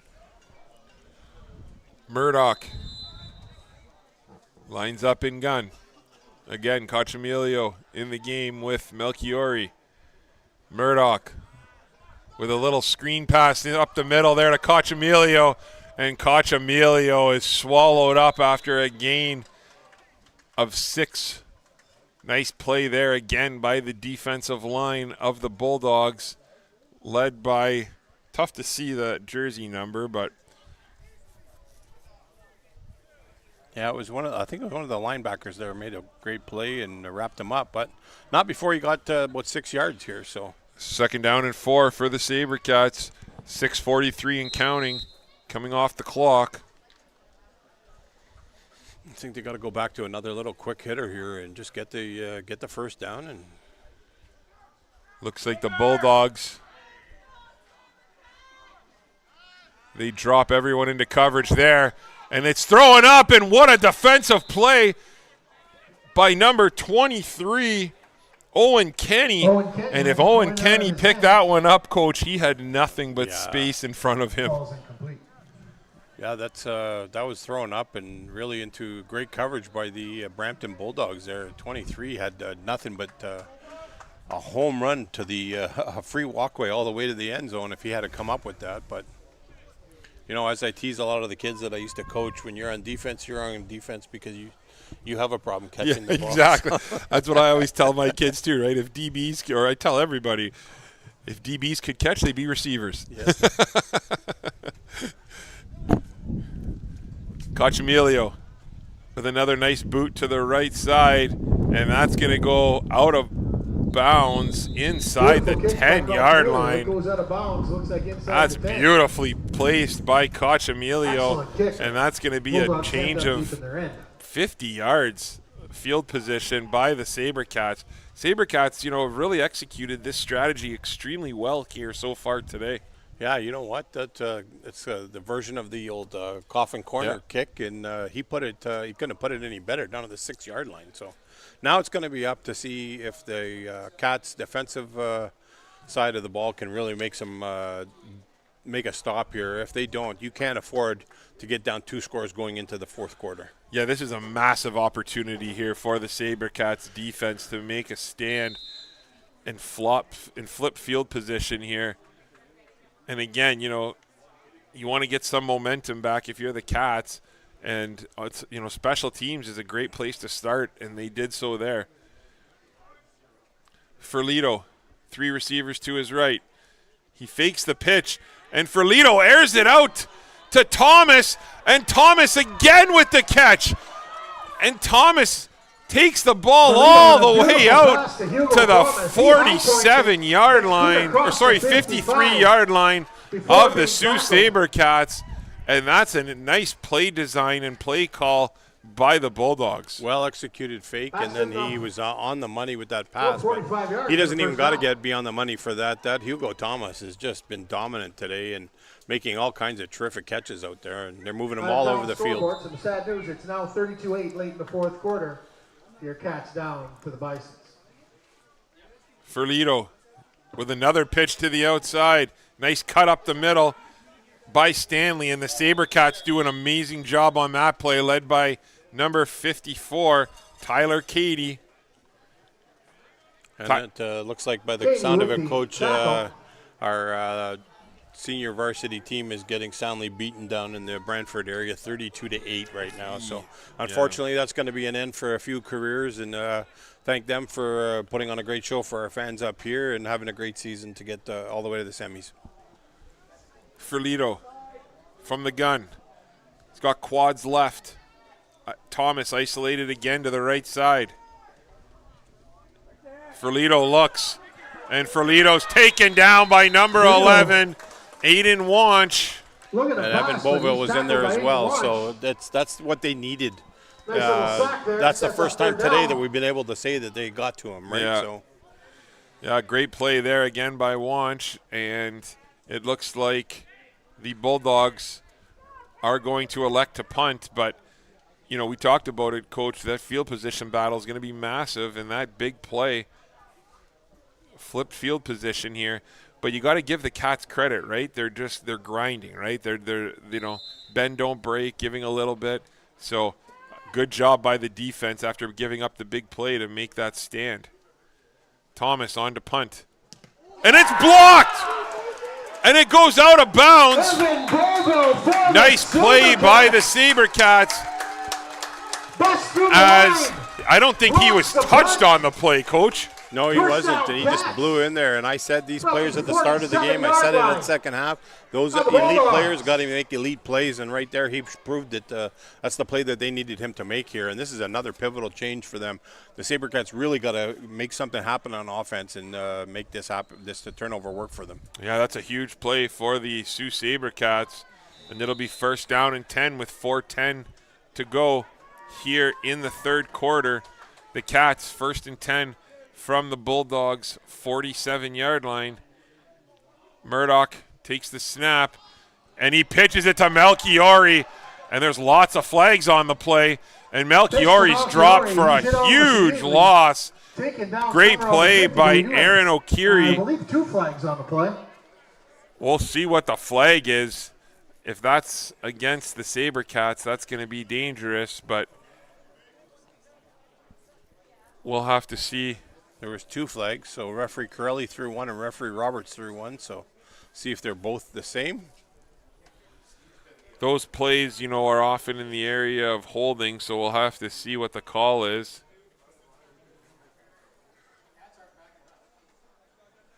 Rough play. Face mask. It is a face mask call against the Bulldogs. A massive penalty against the Bulldogs. A face mask against the Bulldogs. That's 2 for them, and those are going to be costly. That's 15 free ones, and this is going to make them within a yard or 2 here of 1st down. So both officials clearly saw that. So that's going to be a rough play, face mask penalty. We're going to move up 15. He showed 10, but I thought it was a 15. No, it's a 15. Yeah. He was fast on Okay, the yeah. But that is a 1st down because I was thinking it was a spot foul, but it wasn't. So my mistake to the viewers. So that's 15-yard penalty. So that'll be a 1st down and 10 Sabercats. That's going to march the ball all the way to the 32-yard line of the Bulldogs. You know, it's the second time that they've called for a face mask on defense, and you just hate to see that as a defensive coordinator. Yeah, that's two. You know, in the first one, it was a difference of almost 50 yards. This one's a difference of, 40 yards on the sack to this, right? So Murdoch, Cochamilio, and Melchiori roll to the right. Murdoch rolls to the right. Murdoch throws it up to Grisdale, and that's well played by the Bulldogs, as Grisdale was in the middle of 5 different Bulldogs, and Grisdale kind of had to play the role of a DB there a little bit, but great job by him. Yeah, you know what? He was so well covered. They had 5 guys around him, and I don't know. I just don't see what's going on here with the offensive play calling today for the Cats. They've got some other guys that have been able to step up and make some plays. And, when you get the field percentage flip like this, and it's great to go to your elite players, but if they're not open, you got to have a second option. That's part of the quarterback to make the reads properly. He's got a 1st, 2nd, and 3rd option typically in any offensive set. So Murdoch takes the ball, and Murdoch just dumps it out to Melchiori again, and Melchiori makes a guy's miss, and he falls forward. And he's going to be marked 1 yard short. 1 yard short. About a yard shy. The other thing about that play, though, Coach, they run that rollout play quite a bit, right? And they run it with quads to one side. And Grisdale, unfortunately, is the only receiver on the play side. So Murdoch doesn't have many other options. Otherwise, he's got to tuck it and run on those. So It'll be 3rd down and 1. Big play here by the Cats. You've been calling for the freeze all I would game. 100% freeze this, but I got a feeling they're not going to do it. If they were going to do it, I believe this is the time to do it. So it's such a pivotal call in a junior aged football like this. Here's the heavy formation by the Cats. And Melchiori takes it. And Melchiori gets the 1st down and more.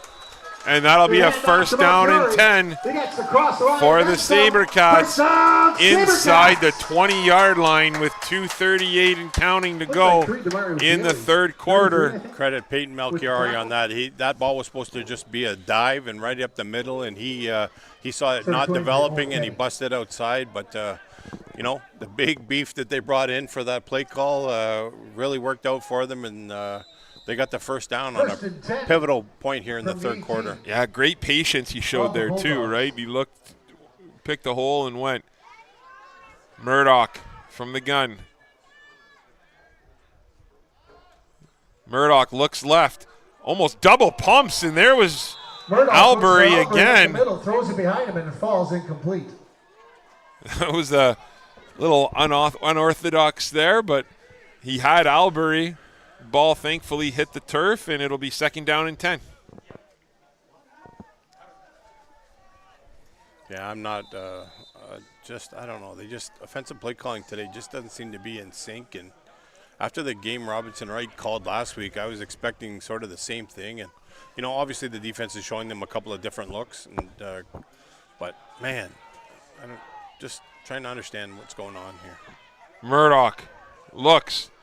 And he throws it up again to Grisdale, and Grisdale drops that one. To Grisdale, just out of his reach. I think that's, you know, it was a tough catch, but we've seen Grisdale make those catches before. So, yeah. Again, though, wide open, right? He's wide open on that flag route. And, you know, if you're the Bulldogs, you have to think that number 1 is the guy that you need to stop if you want to stay in this game or if you want to hold on to this lead. Yeah. I think maybe had he run that route a little bit crisper, he might have put himself in a little bit better position. He seemed to drag it out a little bit, and then he had to fight his way back to the ball. But those are, you know, hard cuts when you got to sell to that corner. So 3rd down and 10 from the 18-yard line. Cochamilio on to attempt the field goal. Some confusion going on here. I think they've got it figured out. Yeah, they want them hot to be able to get to the... Absolutely. Cochamilio with the wind at his back right from the middle. And Cochamilio's boot is wide left. That'll be good for the single. I'm telling you, we have some terrible views from up here because that it looked like he pushed it on that one. Yeah. It's unfortunate because he's got such a strong leg, and for him to have a, you know, he's had some great moments here today, but that kick he just hasn't. He's been usually Mr. Consistency for them, player of the Cora program over for Coach Antonello and the gang over there, and Coach Bernabucci. So yeah, good call by the official as it was clearly wide. So the Sabercats will take 1 point on that, and it'll be 19-14 for the Bulldogs, and they'll take over control. 1st down and 10 from their own 35-yard line, going left to right on your radio dial with 1:33 to play in the 3rd quarter. Yeah, if I'm Coach Bazo here, I'm watching that Hugo Thomas. He's the guy making all the plays for them. So the officials are just trying to get the ball spotted properly, I believe. Supposed to be at the 35. Oh yeah, they had it on the 30. Yeah, okay. So they move the ball up to the 35. I thought I missed something, so yeah. I didn't say anything. Yeah. Bulldogs so the ball come up to chose 35. to start on the left hash. 1:33 remaining in the Ferlito takes the snap. He looks. Ferlito with a nice little pocket. And Ferlito with a nice little pass play. And what a catch up the sidelines. I believe that's number 3, Andrew McGinnis. Nice looks like number 3, McGinnis. Andrew McGinnis with a 60-yard pass and run there. You know what? Yards and a 1st down. Jacob Day was in good position, and that receiver definitely pushed off. I don't know if there was hand fighting going on that they were just letting go, but again, That's the second time now that I've seen a receiver push off and get a benefit from the play. Yeah, it looked like, it's tough to tell from up here, right? If he can have his arm out. But I don't know. It was tough, right? I don't know. That was a close play. Either way, it was a heck of a play by the Bulldogs. And Ferlito looks to his left, and that's incomplete. Good pressure. Ferlito looking for LaRose, but by behind him, the Sabercats on that one, and it'll be 2nd down and 10 for the Bulldogs with 1:10 to play here in the third quarter. Quarterback Ferlito got himself out of a jam there than the last play, but that time he really had no time to throw the ball as the Sabercats were all on him. Ferlito from the gun, 3 receivers to his right, 2 to his left. Oh, a little flea flicker, and Ferlito had him, and the receiver, number 11, Liam Healy, stopped his route. Deep into the bag of tricks with the old-fashioned flea flicker. I love the play call. He had his receivers open. The receiver stopped running on the play. Boy, that's a pretty gutsy call, but I like it. A little razzle-dazzle. And good for them. Good for the Bulldogs for being able to execute that. They did a nice job there. And give the secondary some credit, though, too, by the Sabercats, as, they didn't fall for it, and they were there. Looks like they're going to go for it here. Different quarterback. I believe that's Ferlito still in there. Oh, is it? Okay. Yeah. Ferlito takes it. You have to assume he's going to look to Thomas. What a catch! Are you kidding me? All the way down. Number 14, I believe, Tegan LaRose. My goodness, what a catch, Coach. Wow, that was a fantastic catch. And, I thought the Sabercats defender was in the right play, Absolutely. but he timed his jump perfectly, went up, high-pointed the ball as you're expecting from your receiver, and Tegan LaRose came down with it. So unfortunate for the Sabercats, but Brampton looking to punch the ball in here and expand on their lead. Yeah, the Sabercats player was in perfect position there. I didn't see who it was, but sometimes the offense makes a play, and right there they did. And Ferlito on the sneak. There's no signal yet by the officials. And there's the signal, and it is a touchdown for the Bulldogs. Bulldogs extending the lead right at the end of the third quarter, 25-14. Pivotal point in the game for sure. Couple massive plays by the passing game. Like you talked about, Coach, you said they're known for their passing game, and they have a deep pass game, and we've seen that in full display here late in the third quarter. Typically you see a team come and spend some time on a bus, and they have the bus legs a little bit. We haven't seen that from all today, so credit to the Brampton team for having their players prepared for today, and they got a lead now. So the gates are in, gates are open. He's running in, running off. I'm surprised there wasn't a delay on that one. And the extra point is good by Enzo There is a flag in Denorio, sorry. And there's a flag on the inside. We'll have to see what that call is. Looks like they're walking back, so I'm going to assume it's on the offense. Or sorry, on the on the defense. Illegal substitution against the Bulldog. I think, are they calling it because that player ran on and off? Yeah, but they called that against, he's pointing towards the Sabercats. It was their guy that was running in. No, he's pointing it against the Bulldogs.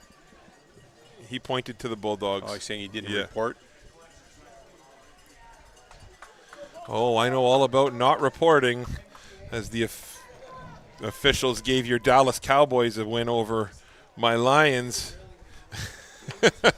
Speaking of football, you got to be excited. NFL training camp's up. I can't wait, man. College football starting to roll. I know. I got the bug here now. I was reading a lot, catching up on all the teams, not just my Cowboys, but we got our own issues this year trying to get people signed and people holding out, and some of these astronomical contracts that I'm seeing it's just getting ridiculous. Hey, nobody's worth that much money, and they're taking it, not honoring contracts, and they play. Oh, I'm not playing for $19 million this year. Yeah, Come on. I know. Like, enough's enough. The Lions got some great news with Jordan Love signing a massive 4-year deal as for an 8-game performance last season. So that's,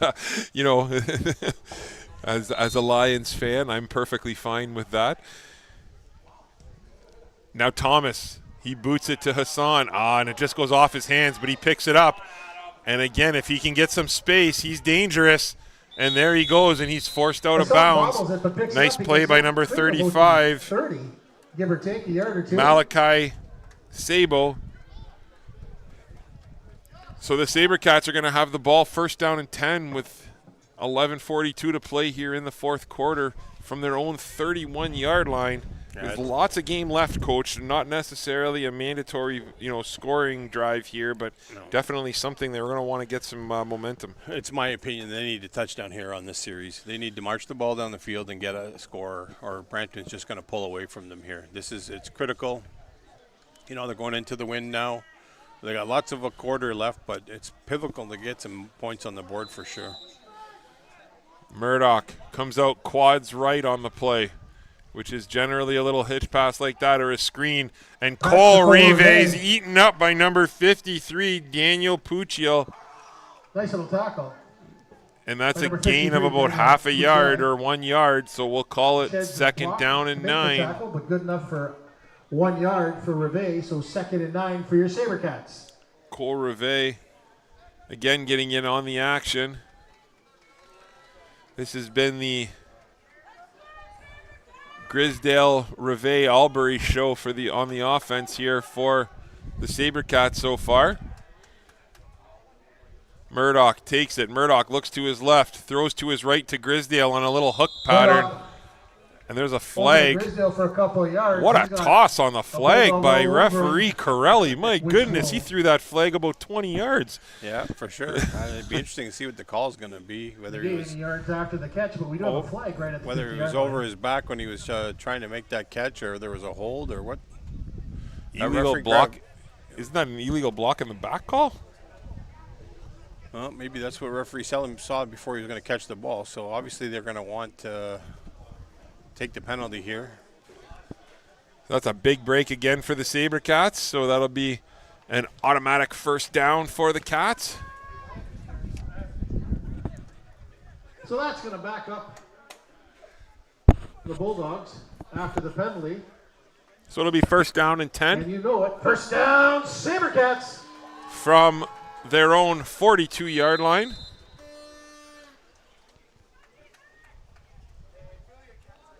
Cats running to the line.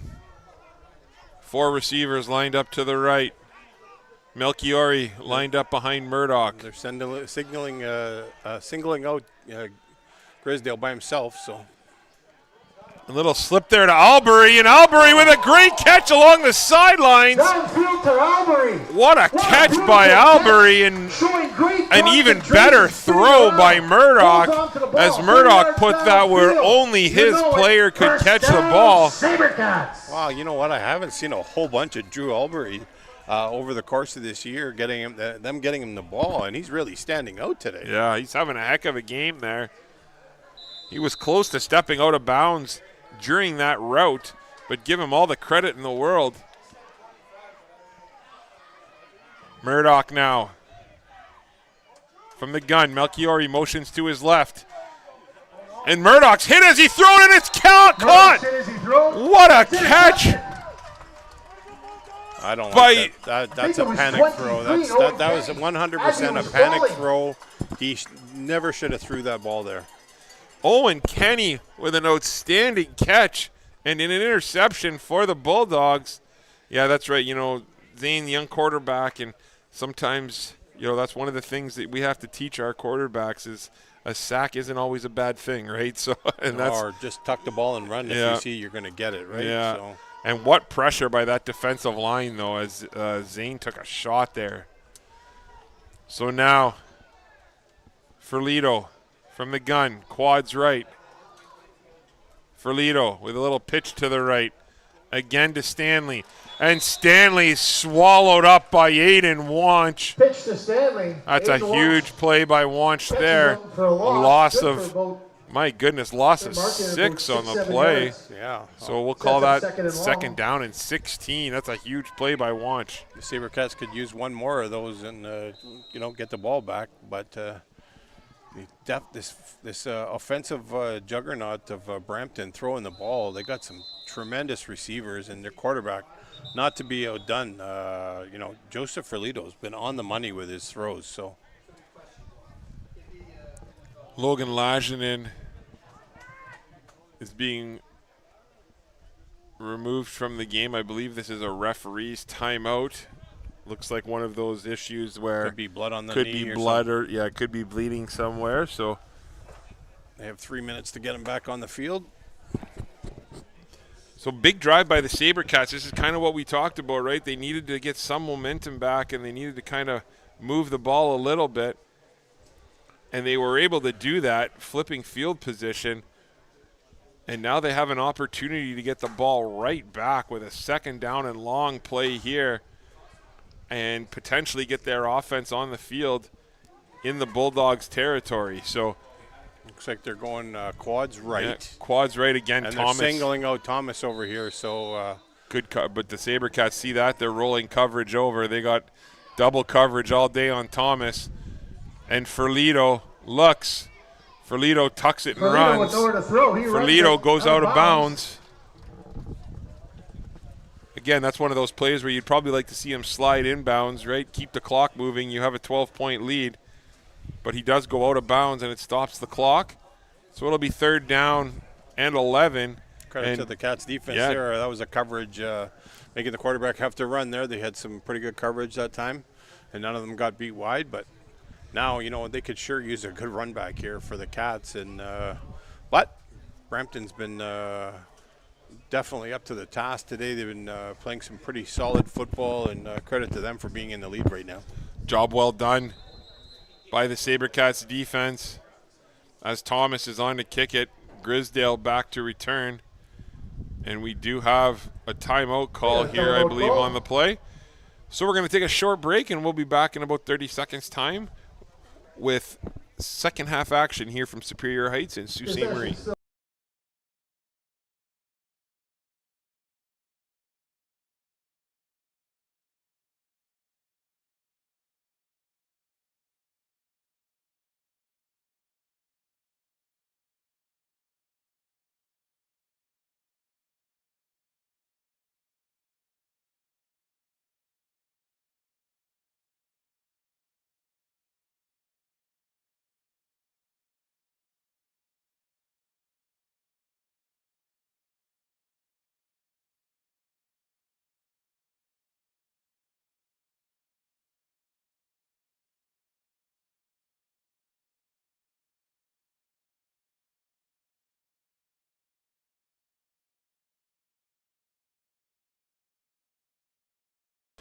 Thomas on for the punt. The snap's good. Oh, and Thomas tucks it. Great pressure to the outside, and Thomas is taken down for the sack by the Sabercats. Thomas with terrific job on the outside. Like 93 Evan Bolville again bust through the line. I thought that was Lajinen on the outside, but nice play either way. That's a huge play by the Sabercats. Another special team.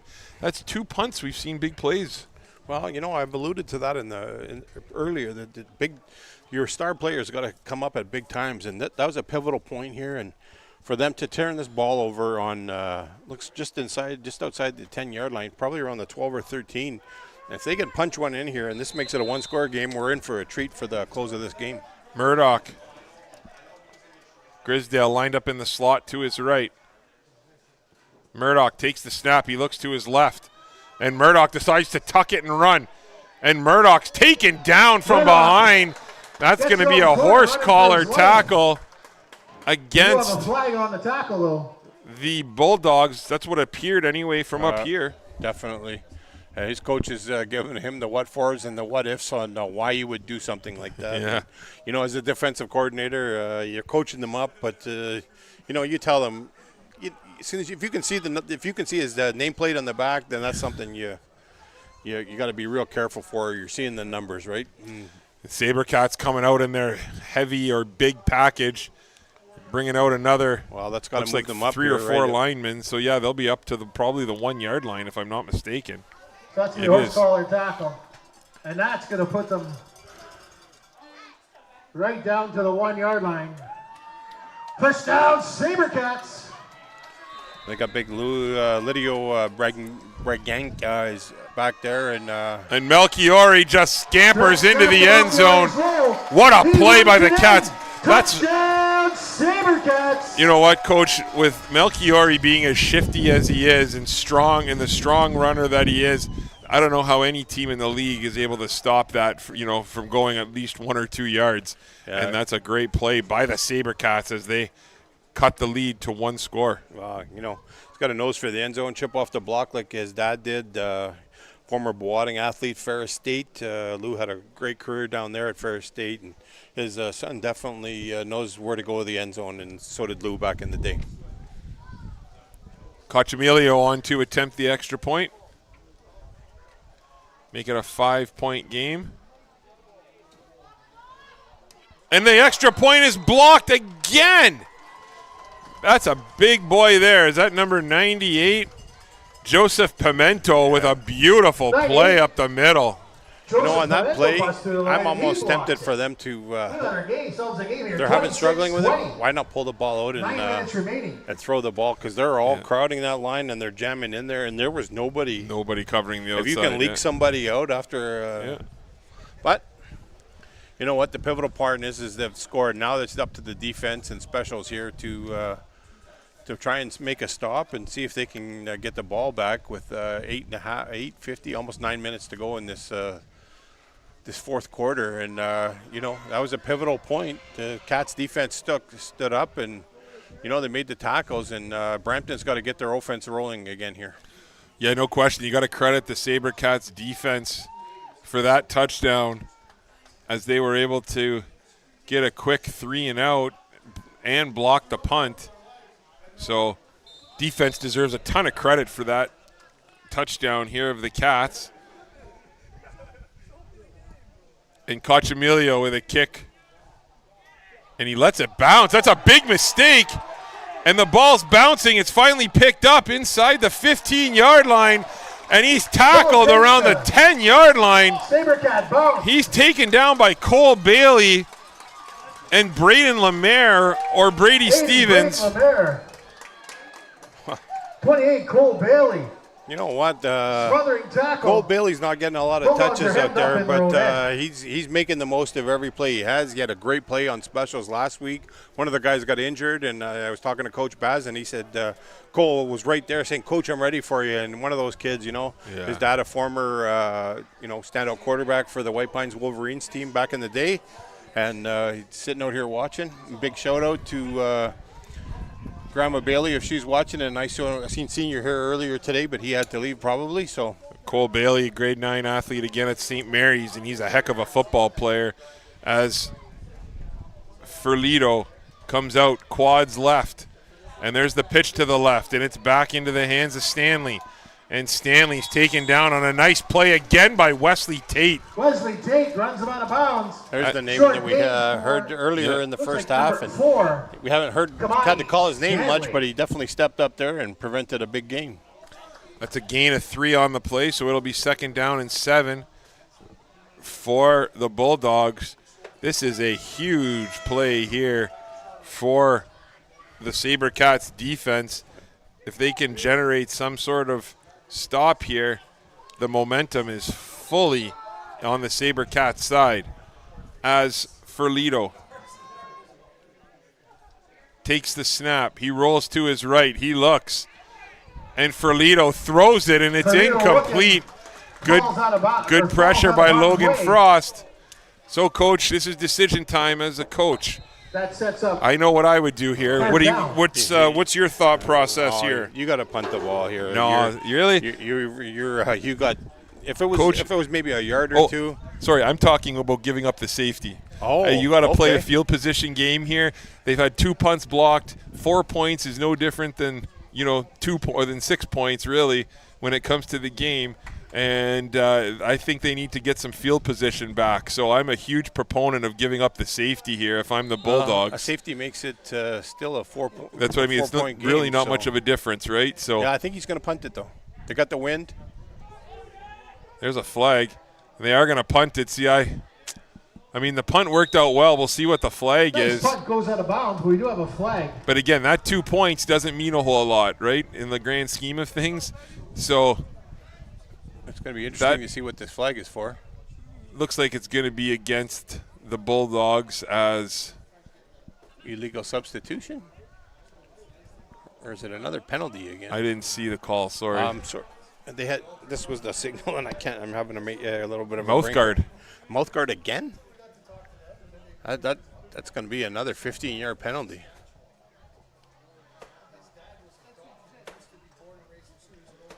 Boy, as a coach, I'd be losing my marbles right now. Yeah. If that's, it's priority first is safety. So I really appreciate the rule, but boy, yeah, that's that's a tough one there. That's costly. But again, Coach, back to the point earlier. I mean, we're all coaches. There's 100 ways to create the wheel, right? So there's different strategies for different things. But in a game like this, field position is huge.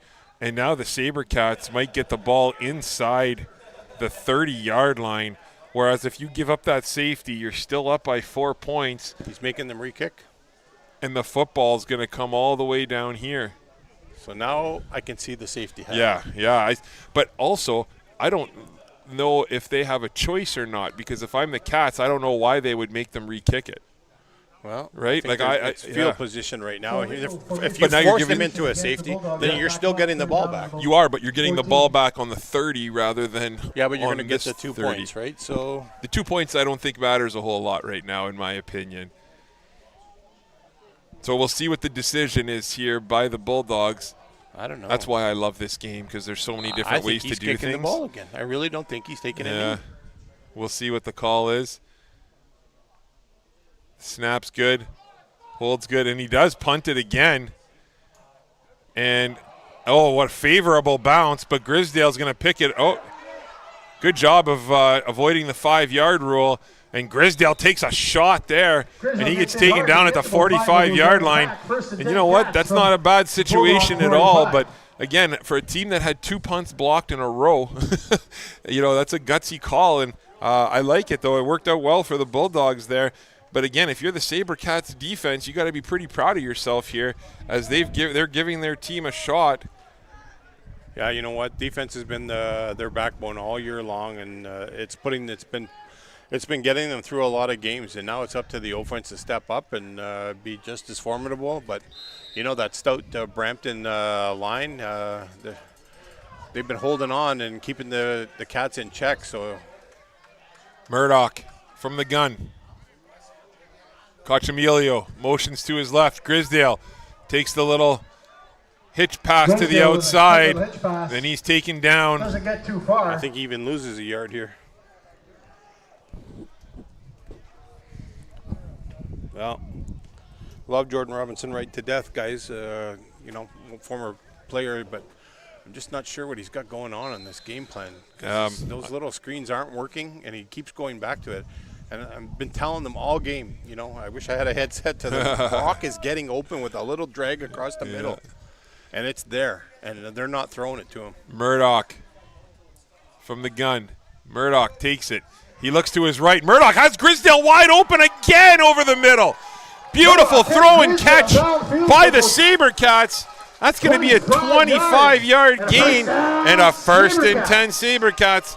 Coach, the one thing I'm really impressed with by Murdoch today is Murdoch's looked off every single receiver he's ended up throwing the ball to. He'll take a look to his left and then he'll come back to his right, or he'll look to his right and go up the middle. So he's done a nice job of looking off the safeties here so far today. Sabercats 1st and 10. Melchiori and Cochamilio line up as if it's the rollout to the left, and it is. And Murdoch tucks it and runs. And Murdoch takes a shot there, but he's going to get close to a first down. He gave a little shake and bake there and got himself a couple extra yards. So that's the basketball player in him there. That is the basketball player. Big play here by the Cats. 1st and 10. Looks like Bono. Or 1st and, from the 11. Okay, so they can still get a first down. 5:55 and ticking remaining on the clock. And you got to think if they can score here and potentially add an extra point. Yeah. That's going to put Brampton in a position of having to score. Murdoch hands it up the middle to Cochamilio, and Cochamilio's couple of hard yards up the middle before being stopped. He gets about 4 yards on that play. Harder to read the yellow numbers on the white. I believe that was Enzo Denorio again with the stop. So it'll be, they only gave him a yard on that one. Sorry, looked like it was more, but it sure did. Yeah. I thought he had at least 3 or 4 there. So yeah, bad angle from us up here. 2nd down and 9. Murdoch looks to his left, now looks to his right. Murdoch throws it up, and it's intercepted by the Bulldogs. He's taking it up the sidelines, and what a hustle by Murdoch to take him down. But number 23, Owen Kenny, with one heck of a play. There's 3 flags on the play, Coach. We'll see what these flags are. Well, the last one's going to be objectionable conduct. It looked like there was a horse collar on Murdoch when Murdoch tackled him. Looked like a horse Chow collar. didn't throw that one though on the horse collar. It was definitely a horse collar, but he didn't call it. That's going to be objectionable conduct where referee Chow is. So we'll have to see this. There's lots to sort out here, and either way, this is a big play.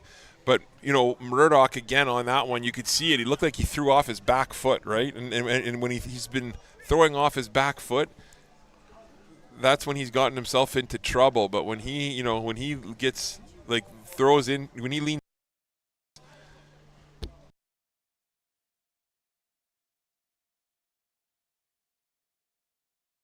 24, they made a game of it.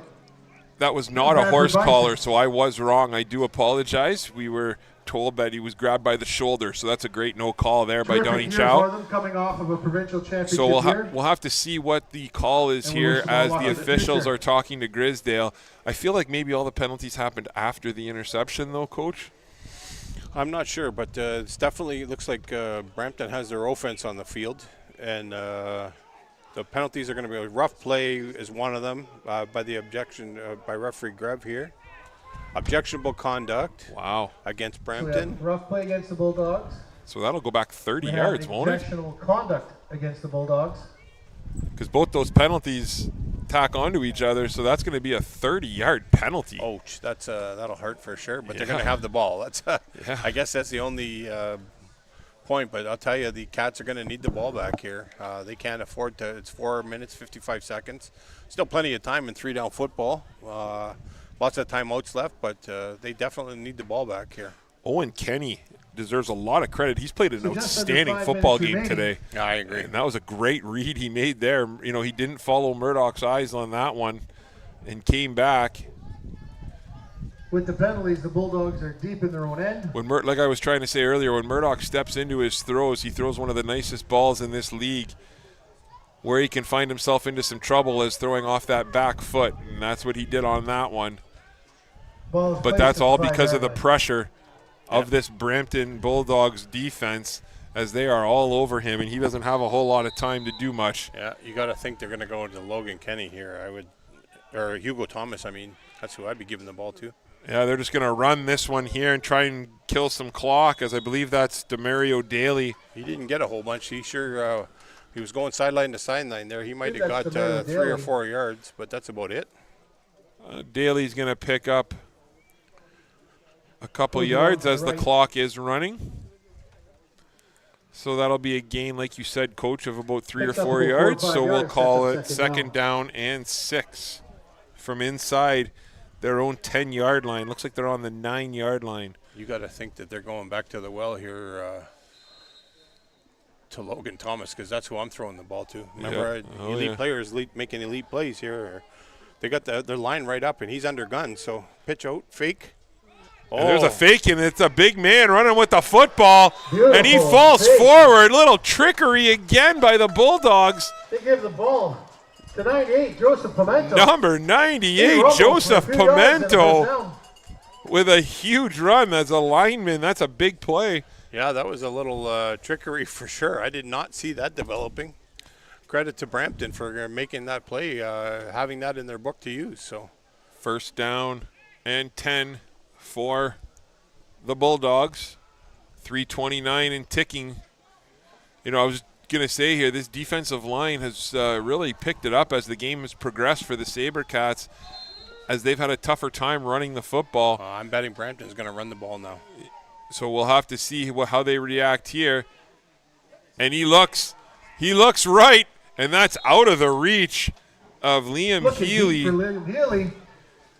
Fredo's pass a Try to little bit make too a long, play falls there with incomplete. 3:08 to go here in the fourth quarter. Second and long, and it's going to be about the secondary here if they can come up with a big stop. Or, you know, we talked about earlier Beauville and Wanch getting to the quarterback, and it's this is be a great time for one of them to get back there. And Ferlito's been under pressure a little bit, but he seems to, you know, make all the right throws when he's in a critical point in the game, and it's going to be up for him to make one here.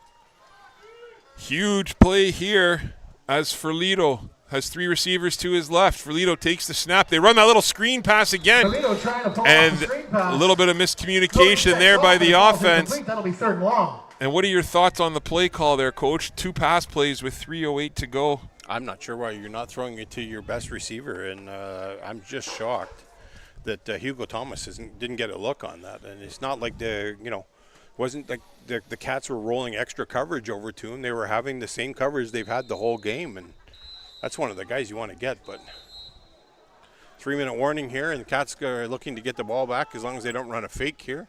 So again, Enzo Donorio back to attempt the punt here. Clock was running there. A nice kick there again. Unbelievable boot, and it takes a huge bounce, and that's going to go out of bounds Nice kick. at the 43-yard line of the Sabercats. So Terrific kick. Takes a Bulldog bounce. with 2:49 to play, this is the opportunity that the the Sabercats Bulldogs are going to have needed. your Sabercats are going to have the ball. Well, this is the time. Somewhere around the Your offense needs to 43, score. 44 Your yard line. defense done his job. They've held them. And now they have to run down and score and put an extra point on the board to come out with a win here. I know you're looking at the scoreboard and seeing that the defense, you know, the Sabercats have given up 26 points today, but I feel like this defense has played extremely well so far for the Sabercats, right? defenses Yeah. have. I give credit It's been to a all good of them. game, yeah, so far. So Murdoch takes it, and Murdoch again with pressure all over, and it's intercepted by the defensive lineman. He takes it to the house. Number 40. 2. No, I thought it was 2. 43? They don't have one. 49, Antonio Pignataro. 49. Look at him, he's Antonio just Pignataro. shocked. Unbelievable play by going the on the defense spot for of the the big Bulldogs. 43-yard But line. again, Murdoch was For a under all touchdown. sorts of pressure, and again threw off his back foot, right? He just threw it off. Yeah, threw it off his back foot, tried to get it to his guy.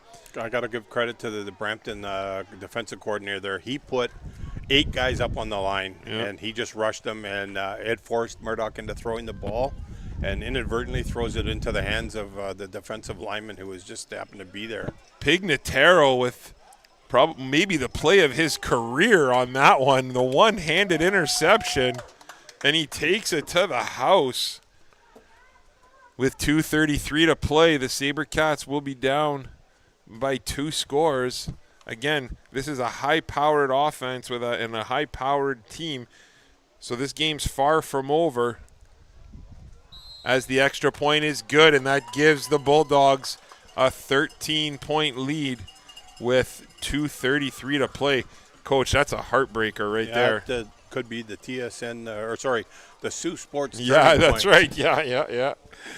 For lack of a better word, that's just unfortunate for the Sabercats. They've been in this game, and it would have been great to see them see if they can march down the field, and it would have been great to see if Brampton could have made a hold on them. But credit this Brampton defense. Both defenses today have been, players of the game for me. Like, they've made the plays. The score's not indicative of how well the defenses have played today after feeling each other out. So completely agree with you. This has been a game about big plays, right? There's been big plays on both sides of the ball. Both teams have played exceptionally well. And, again, as of right now, the Bulldogs with a 2-score lead with 2:33 to play. Coach Baz and I will be announcing the Team Essentials and Wendy's Player of the Game at the conclusion of this game. Both players will receive a Team Essentials t-shirt, Player of the Game t-shirt, and we thank them for their continued support of youth athletics here in the North.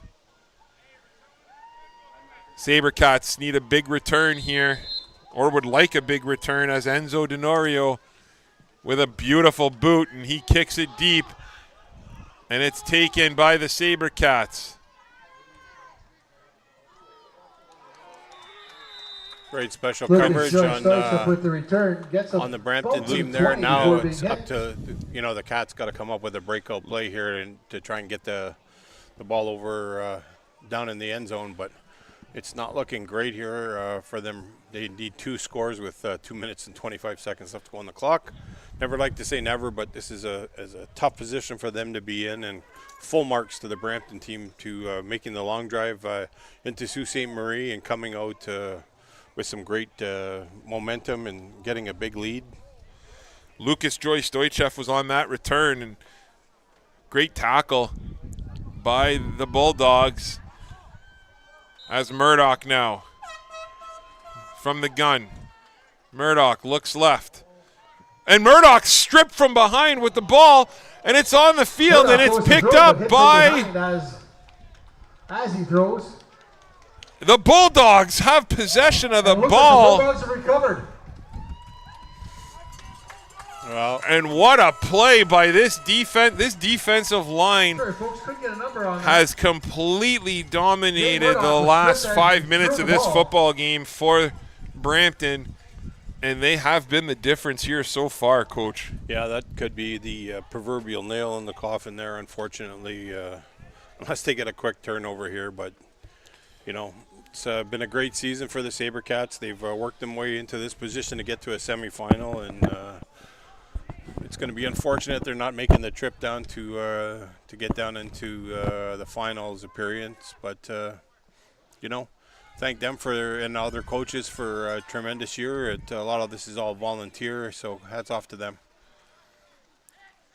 The Bulldogs pitch it out to Goldburn, and Goldburn makes the mistake. I think he went out of bounds. That's a little bit of a mistake. I think he knows that. But no, you're right, Coach. In this situation, we'd be remiss if we didn't thank everybody who's involved with, bringing this broadcast to the people and everyone that's responsible for things on game day. So, as you mentioned, you thanked the officials. They, there's lots of games up here in the Sioux where they're stuck working 3 games in a matter of, 12 hours, right? They got the JVs, they got the varsity, and then they go do the Sioux Steelers after. As number 33, Demario Daly, scampers into the end zone, and he's getting a whole bunch of flags on the play, and you do not want to get a suspension for next week. So hopefully the Bulldogs can kind of rein that in a little bit. But as I was saying, the officials here, they have a tough gig pulling off 3 games in a row. So, we appreciate the job that they do here, and the commitment that they continue to show to football in Sault Ste. Marie. So we thank them very much. The coaching staff of the Sioux Sabercats, led by your son, Coach Baz. They got Coach Monaco over there, Coach Knott, Coach Jordan Robinson-Wright. There's a whole bunch of others that we're probably missing, and I apologize. But, again, they do a terrific job over there, and we appreciate everything that they do for football here in Sault Ste. Marie. They do a magnificent job, and again, we wouldn't have this if it wasn't for them. Yeah, it's a credit to the Brampton team as well. This is a non-paid position, and 2 practices a week, a game, plus the amount of film study, the prepping that goes on behind the scenes, and credit to them for putting a great product on the field, and we've been entertained today, and full marks for the Brampton team making the ride down and putting themselves in a position for the show next weekend. So good luck to them, and just if you're listening, the Sioux Steelers are playing this evening in their own playoff game, so if you're afraid to get down to the field, Rocky DiPietro, and be part of the game. Yeah, we'll give a shout out to the Sabercats coaching staff again. Coach Will Bazawa, Coach Jordan Robinson Wright, Coach Jim Monaco, Coach Dylan Monaco, Coach Steve Knott, Coach Steve Room, Coach Nick DiPasquale, Coach Connor Ritchie, Coach Craig Elliott, Coach Keaton Schmidt, and Coach Brad Nickel. And on the Bulldogs side, Coach Chris States, Coach Eric Johnson, Coach Anderson, Coach Sogbeeson, and there's Coach Morrison, Coach Tyndale, Coach Howe, Coach Daly, Coach Vela. Thank you guys all for all the effort and hard work that you guys put in. It is appreciated. Football, as we talk about all the time, Coach, football's the best game that's out, best sport that's out there, and it needs to keep growing, right? It needs to keep. We see the good that it does for kids, and it's important that we have good people running these programs. Yeah, it's an unfortunate ending, as you said, but thank you to them. It's a lot of time and effort and giving up their summers and spending time and help develop these young men on both sides here. And just should be a great football game. Unfortunate ending for the Sabercats season, but full marks, like I said, to the Brampton team for a quality effort on their part after a long ride in. So I think the coaching staff are having a few words with each player and each team, saying, let's tone this down a little bit, and let's be sportsmanship on here, and let's not get into a position where one of your players gets suspended for something that or emotions got the better of them. That's right, especially in the playoffs, right? There's nothing I hate more than kids getting suspended in games like this, especially with the finals around the corner, as that's the last thing. You want both teams healthy, you want both teams at full strength, and let's see who the better team is, right? Yeah, 100%. And today, I think, you and I talked a little bit about this, but I think the difference in this game has been the play of the defensive line of the Bulldogs. I mean, when it came to matter and when it came to be, this Bulldogs defensive line was all over the place. They didn't give Murdoch any time at all to throw the football. And again, that pick six that put the game away by Pignataro was definitely the difference. And now the Sabercats are just going to give up a point, and the ball's going to get pushed up to the 35-yard line, I believe, or the 30-yard line, sorry. So I don't think they've put the extra touchdown up there yet, have they? They haven't given us the extra point yet, I think.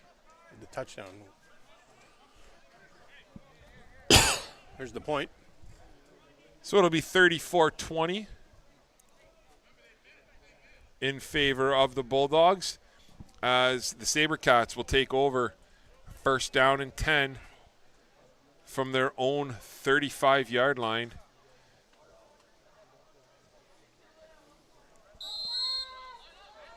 So this is still a two-score game, I guess, right? If it's only a 14-point lead here for the Bulldogs.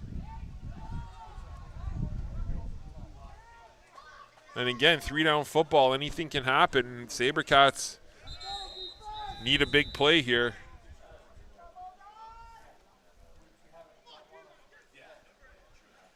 I believe there's another timeout here on the field, so we'll be back in about 30 seconds time for the last 2 minutes of this game.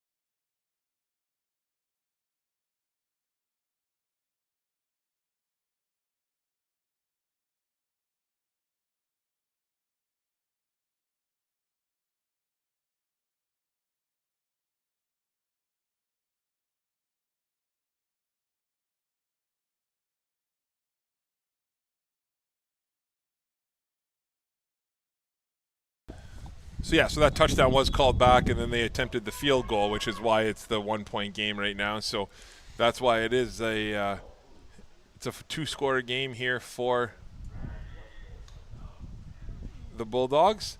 As Murdoch sits back, he looks to Grisdale again, and another interception, and it's picked off by number 6, Trey Robinson. Murdoch's pass is picked off by.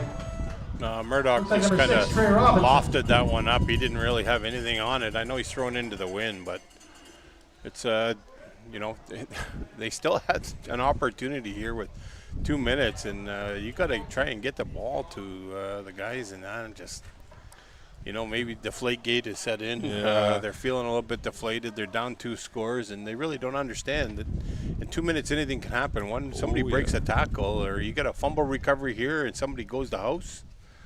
But no question. You got to think, if you're Brampton here, that you're running the ball. Like, if you're crazy, you're silly to throw the ball right now. Yeah, somebody gets a pick 6 against you, and it's a 1-score game right off the bat. Yeah, that's right. You expect the Bulldogs just to kind of work the clock here a little bit. And they got their running backs in the backfield here. So Goldburn under center is lined up in the backfield, and he gets the pitch to the outside. He cuts it up, and I think he might have went out of bounds. Yeah, that's a mistake there by Goldburn, but it doesn't matter. He's close to the first down. Goldburn with a nice run. We'll see if they. The first down. We'll see if they give him the first down. Gabe Phillips in on the tackle. Well, we're down to that honorable mention and players of the game point here, Coach. Any thoughts? Yeah, I mean, if we're gonna look at the Sault Sabercats, I mean, Gavin Grisdale obviously had an outstanding game for these guys. Wesley Tate had a nice game defensively. Other than a few interceptions, Zane Murdoch had a great game for them. There's lots of players that you could pick. Drew Albury had a nice game as well. So I think those are going to be a few of the people that we consider. And in terms of the Brampton Bulldogs, I mean, you got to give credit to Ferlito, Joseph Ferlito, who had one heck of a football game today. All the receivers got involved. Hugo Thomas had a big game in the first half. We didn't hear much from him in the second half. Owen Kenny had a really strong game.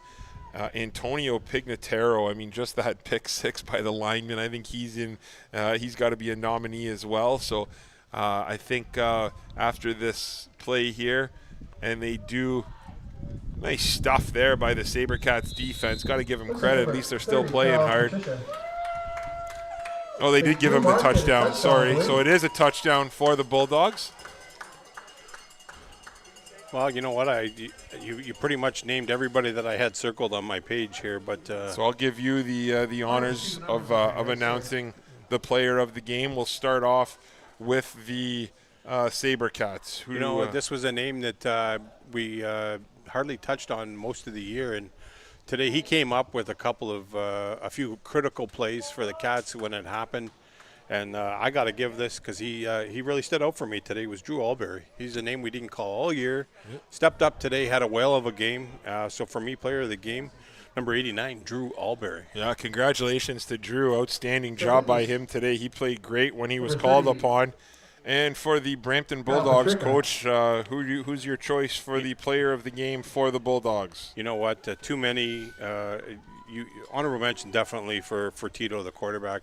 He was throwing the ball, but if it wasn't for Hugo Thomas today, he came up with some elite catches.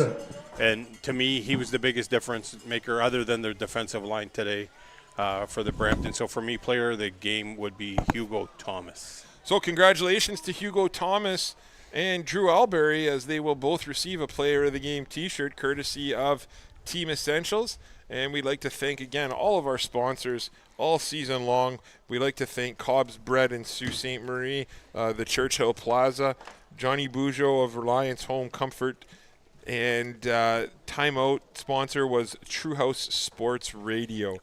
The Sault Steelers, if you're in town, they have a playoff game tonight in the Power 5 Conference against their rival from down Highway 17, Sudbury Spartans, and that's a 7 o'clock kickoff tonight from the John Rhodes Arena, Rocky DiPietro Field here in Sault Ste. Marie. The Steelers had a 2-0 record against Sudbury this season.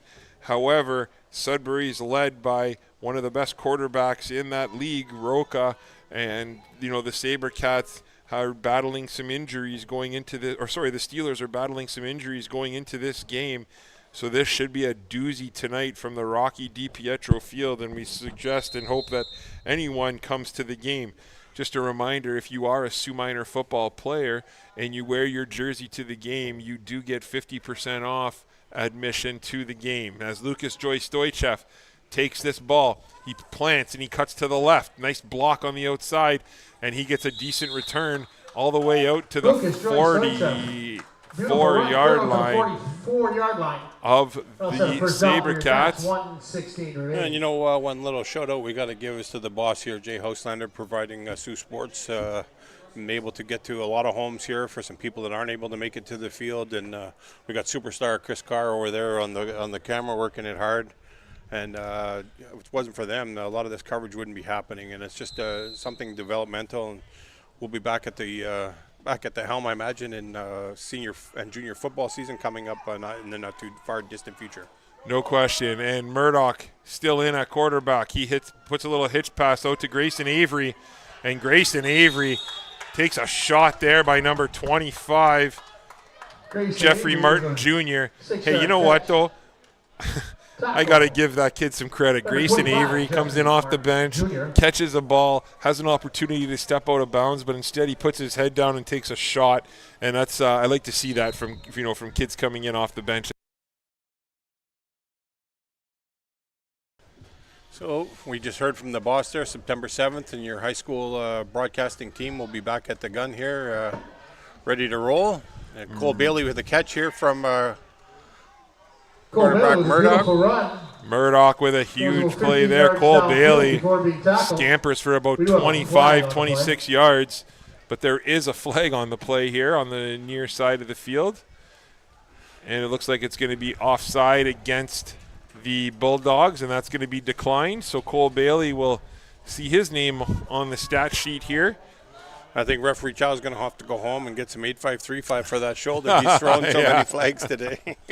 and hopefully they don't have to do the same game tonight, because that's a long day doing two big football games like this. But again, the officials do a great job, and we're lucky we have them up here in Sault Ste. Marie and so many of them that put in all this time and effort. So Murdoch just pitches it to the outside. Joyce Stoichev has it. He kind of trips over the 45-yard line, and he's finally taken down from behind.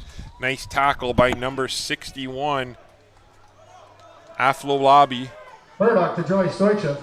He gets a few good hard yards. 24.8 seconds to go here in the game. It'll be second down and 5. 61, Aflolabi. And we're getting down to the last couple of plays of this game here, barring a first down. And yeah, Coach Baz, I just here, I'll wait till this play's done here. This might be the last play of the game. We'll have to see. As Murdoch takes the snap and a little hitch pass again outside to Cole Bailey. Cole Bailey plants, and he runs up the sidelines, and he's tackled. So 3.2 seconds. There'll be one last play. But Coach Baz, I really appreciate doing these games with you, man. It's been a blast this season, and look forward to hopefully doing some high school games with you going forward. And it's nice to get up here and do this. That's for sure. So I really appreciate your insight, and nice to do this. Absolutely. Yeah, you know what? We're running pretty cohesive here, and it's been great having you up here in the booth with me. I know I'll be back for some fall football, and hopefully your schedule permits and you're able to come up and do a little commentary with me up here, because it's been a pleasure. Absolutely. Murdoch, last play. Murdoch just airs it out to Cole Bailey. That wasn't Cole Bailey. That was to Chase Venn, I believe. Or Marciano Cranston. Either way, that is the football game. So congratulations again to both teams for the Sabercats for a great season. Congratulations to the Brampton Bulldogs, and good luck.